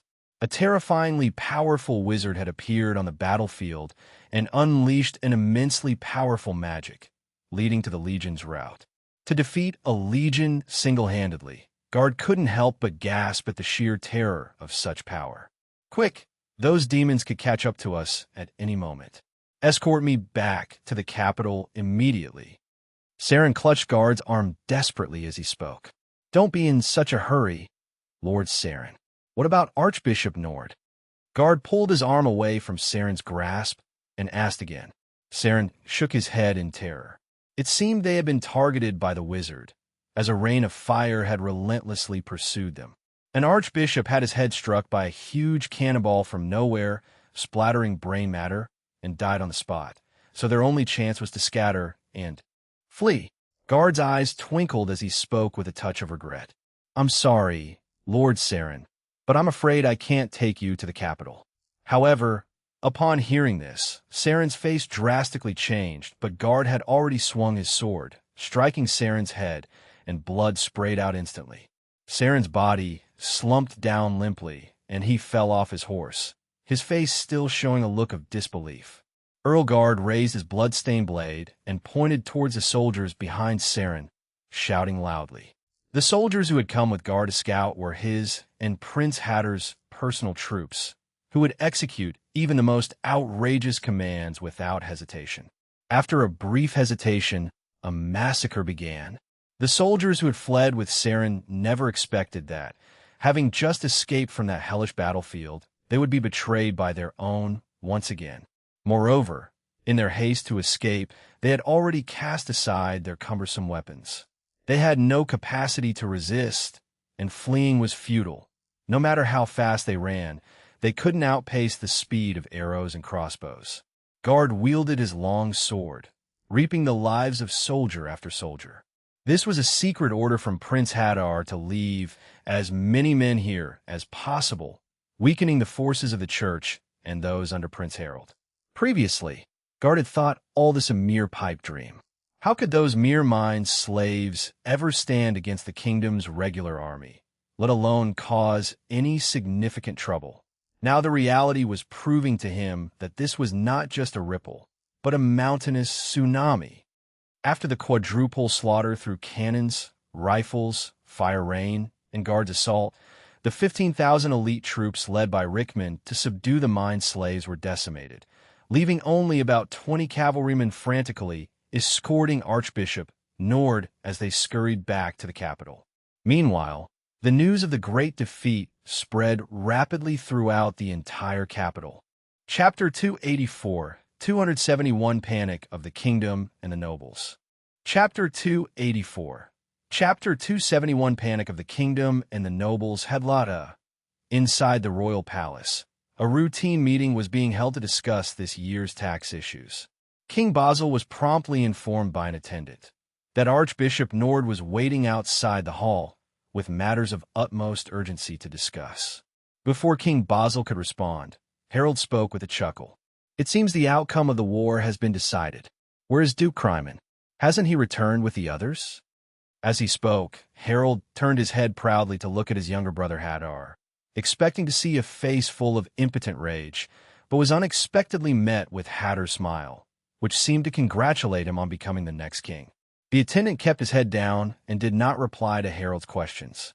"Let him in," King Basil said gravely, his sharp senses telling him from the attendant's reaction that things were probably not as simple as they seemed. The grand doors of the palace hall were promptly opened, and Archbishop Nord hastened inside, his face tinted with a trace of fear. Accompanying him were more than 20 knights, their armors incomplete and their bodies covered in dust and blood. Even Harold, slow to catch on, sensed that something was amiss. "Your Eminence, what has happened?" Harold asked urgently. The worst-case scenario he could imagine was that Duke Rickman had been ambushed by the mining slaves, suffering heavy losses, and now the Archbishop had run back to the palace seeking reinforcements. "There is no front line anymore, Your Highness Harold. Duke Crimon is dead, and several marquises and earls couldn't escape either. Of the 10,000 men sent to subdue the mining slaves, I fear only a few of us remain," Nord said with a shake of his head, bitterness evident in his tone. When Crimon fell from his horse, Nord was right beside him, hesitating for a second between rescuing him and preserving himself to bring the news back to the capital. Nord decisively chose the latter. After all, the news was too important. Crimon is dead? 15,000 elite troops annihilated? Upon hearing these two pieces of news, Harold's mind went blank, and he almost fainted. The nobles present were also shocked and in disbelief, almost suspecting that the archbishop was jesting with them. In this contest for the crown prince, the supporters of the elder prince had brought out their utmost forces, not only more than 10,000 private soldiers and 2,000 cavalry, but also the aid of church priests and archbishops. When these forces assembled outside the capital, everyone was somewhat worried they might suddenly turn their weapons around in a palace coup. Who could have annihilated such a powerful army? Even Basil, the king seated on the throne, couldn't help but stand up, his eyes wide with shock, staring down at Nord and the knights like a majestic lion. Harold's eyes were bloodshot as he seized Nord by the collar, his voice hoarse with rage. "I'm sorry, Your Highness Harold, but the truth is as it stands." Nord struggled to break free from Harold's grip, and then, under the watchful eyes of those present, he recounted without omission the events that had taken place on the battlefield a few days ago. The knights beside him also stuttered to add their own experiences, having firsthand endured the horrific scenes of being attacked by muskets and white phosphorus bombs. Although they had luckily escaped the battlefield, the vision of hell that they had witnessed was etched in their minds, making their narration inevitably carry a hint of exaggeration. For example, they talked about how, while they were in the midst of a charge, a large group of well-equipped regular troops suddenly emerged from among the ragged miners, wielding powerful magical devices capable of controlling the forces of thunder and flame. All they heard were thunderous noises, and their comrades fell and rose like wheat being reaped. The sky raining fire was indescribably terrifying, as though it was the hellfire from the abyss of the Bible, sticky as flesh-boring maggots upon contact, burning people to a crisp. The narrative of Nord and the more than 20 knights made everyone present uncontrollably shudder. But what followed was skepticism. "Archbishop Nord, you said that the rebels who suddenly appeared numbered in the thousands, each wielding a magical device?" A royal nobleman voiced his doubts. Although there were rumors that the wizards had been bewitched by demons and the evil god, possessing unimaginable power and capable of horrific deeds, they were not the easily fooled commoners. Some nobles had even had private contacts with those wizards who mastered magical spells, clearly able to distinguish what was an alchemical item and what was magic. And no matter how powerful a wizard was, there had to be limits. How could they possibly cast spells continuously for over 10 minutes without a break? The voices of doubt were relentless and growing fiercer. But each of these voices was tinged with a hint of fear because no one wanted to believe that this was true. Therefore, it could only be a lie. Nord's furious shout was deafening, silencing all the doubtful voices in the hall. A clergyman willing to swear in God's name meant that it was impossible for him to be lying. Nord's anger-laden words shattered the last illusion of the people. This meant that their enemy had almost perfectly triumphed, annihilating nearly half of the kingdom's elite troops, led by Duke Crimon. The entire hall fell into a silence as cold as death, fear spreading like a plague. If Crimon had been defeated with so many elites, what would happen if the enemy marched to the capital? Wouldn't they all just be lambs to the slaughter?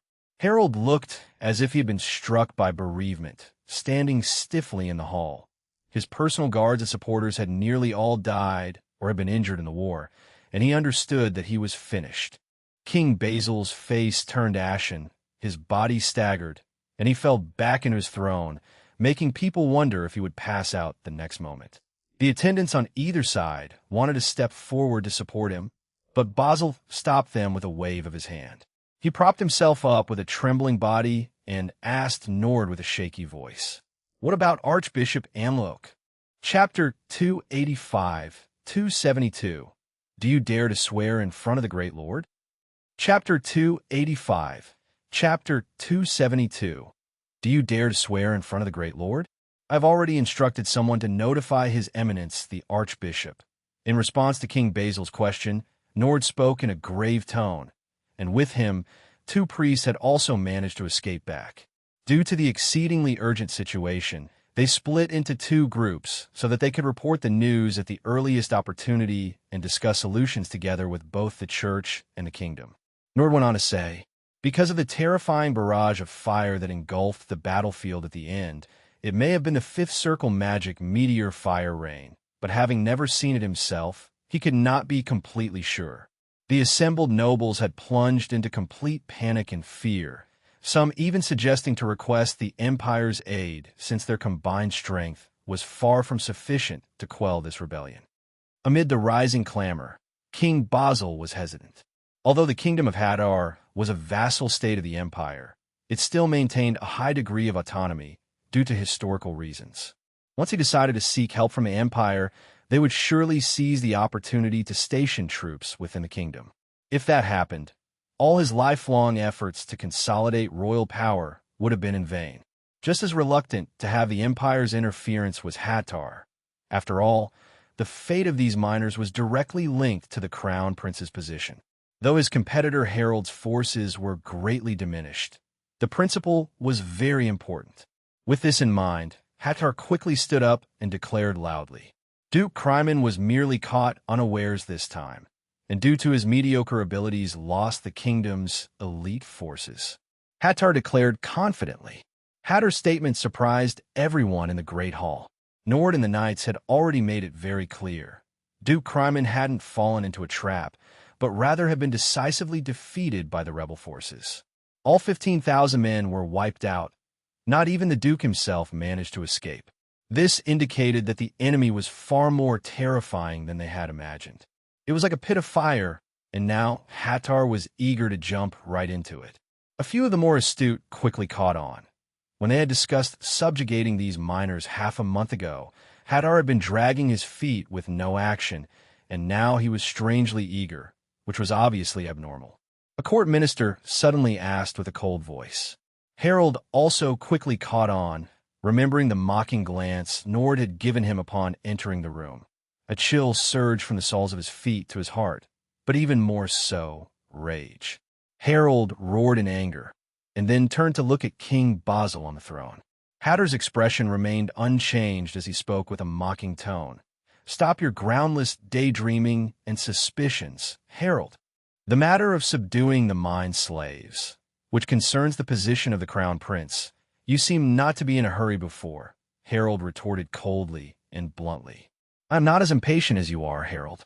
A few days ago, I had some disagreements with Marquis Vizzy over the subjugation of the mine slaves, which is why it has been delayed for some days, and I had no choice but to send Earl Guard ahead to scout the situation. Hattar explained slowly and deliberately, pausing before continuing with Sci. Harold spat out viciously, clearly aware that Hattar was lying. All in the great hall looked at Hattar with questioning eyes. Since the nobles who crusaded against the mine slaves were staunch followers of Harold, and their deaths would benefit no one more than Hattar himself. Under the scrutinizing gaze of the crowd, Hattar broke into a cold sweat on his forehead. Swearing by the name of the true God was no laughing matter.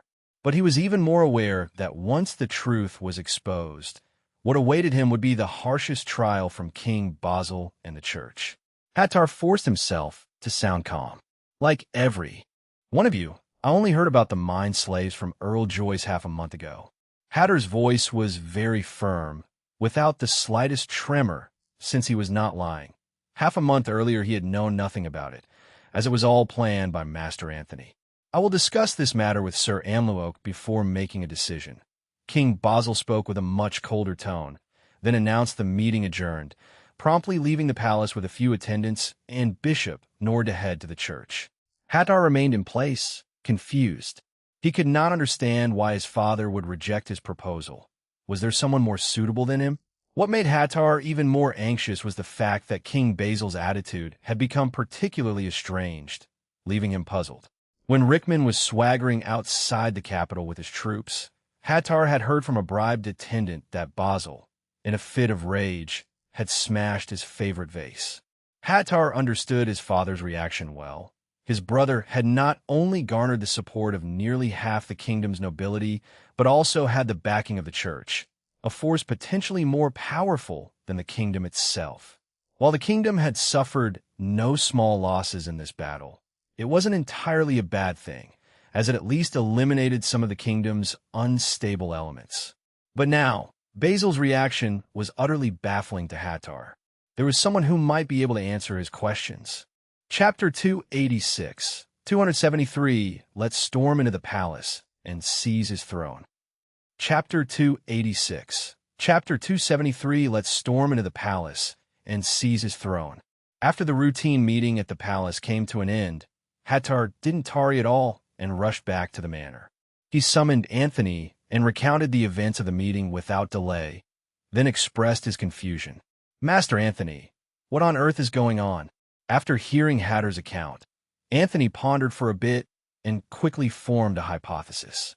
If they had only defeated the armies of Duke Rickman, the kingdom of Basil wouldn't have had such a tremendous reaction. But now things were different.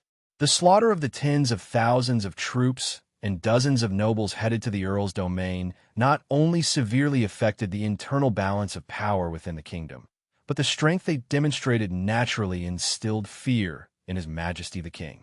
However, this was precisely the outcome Lynn desired.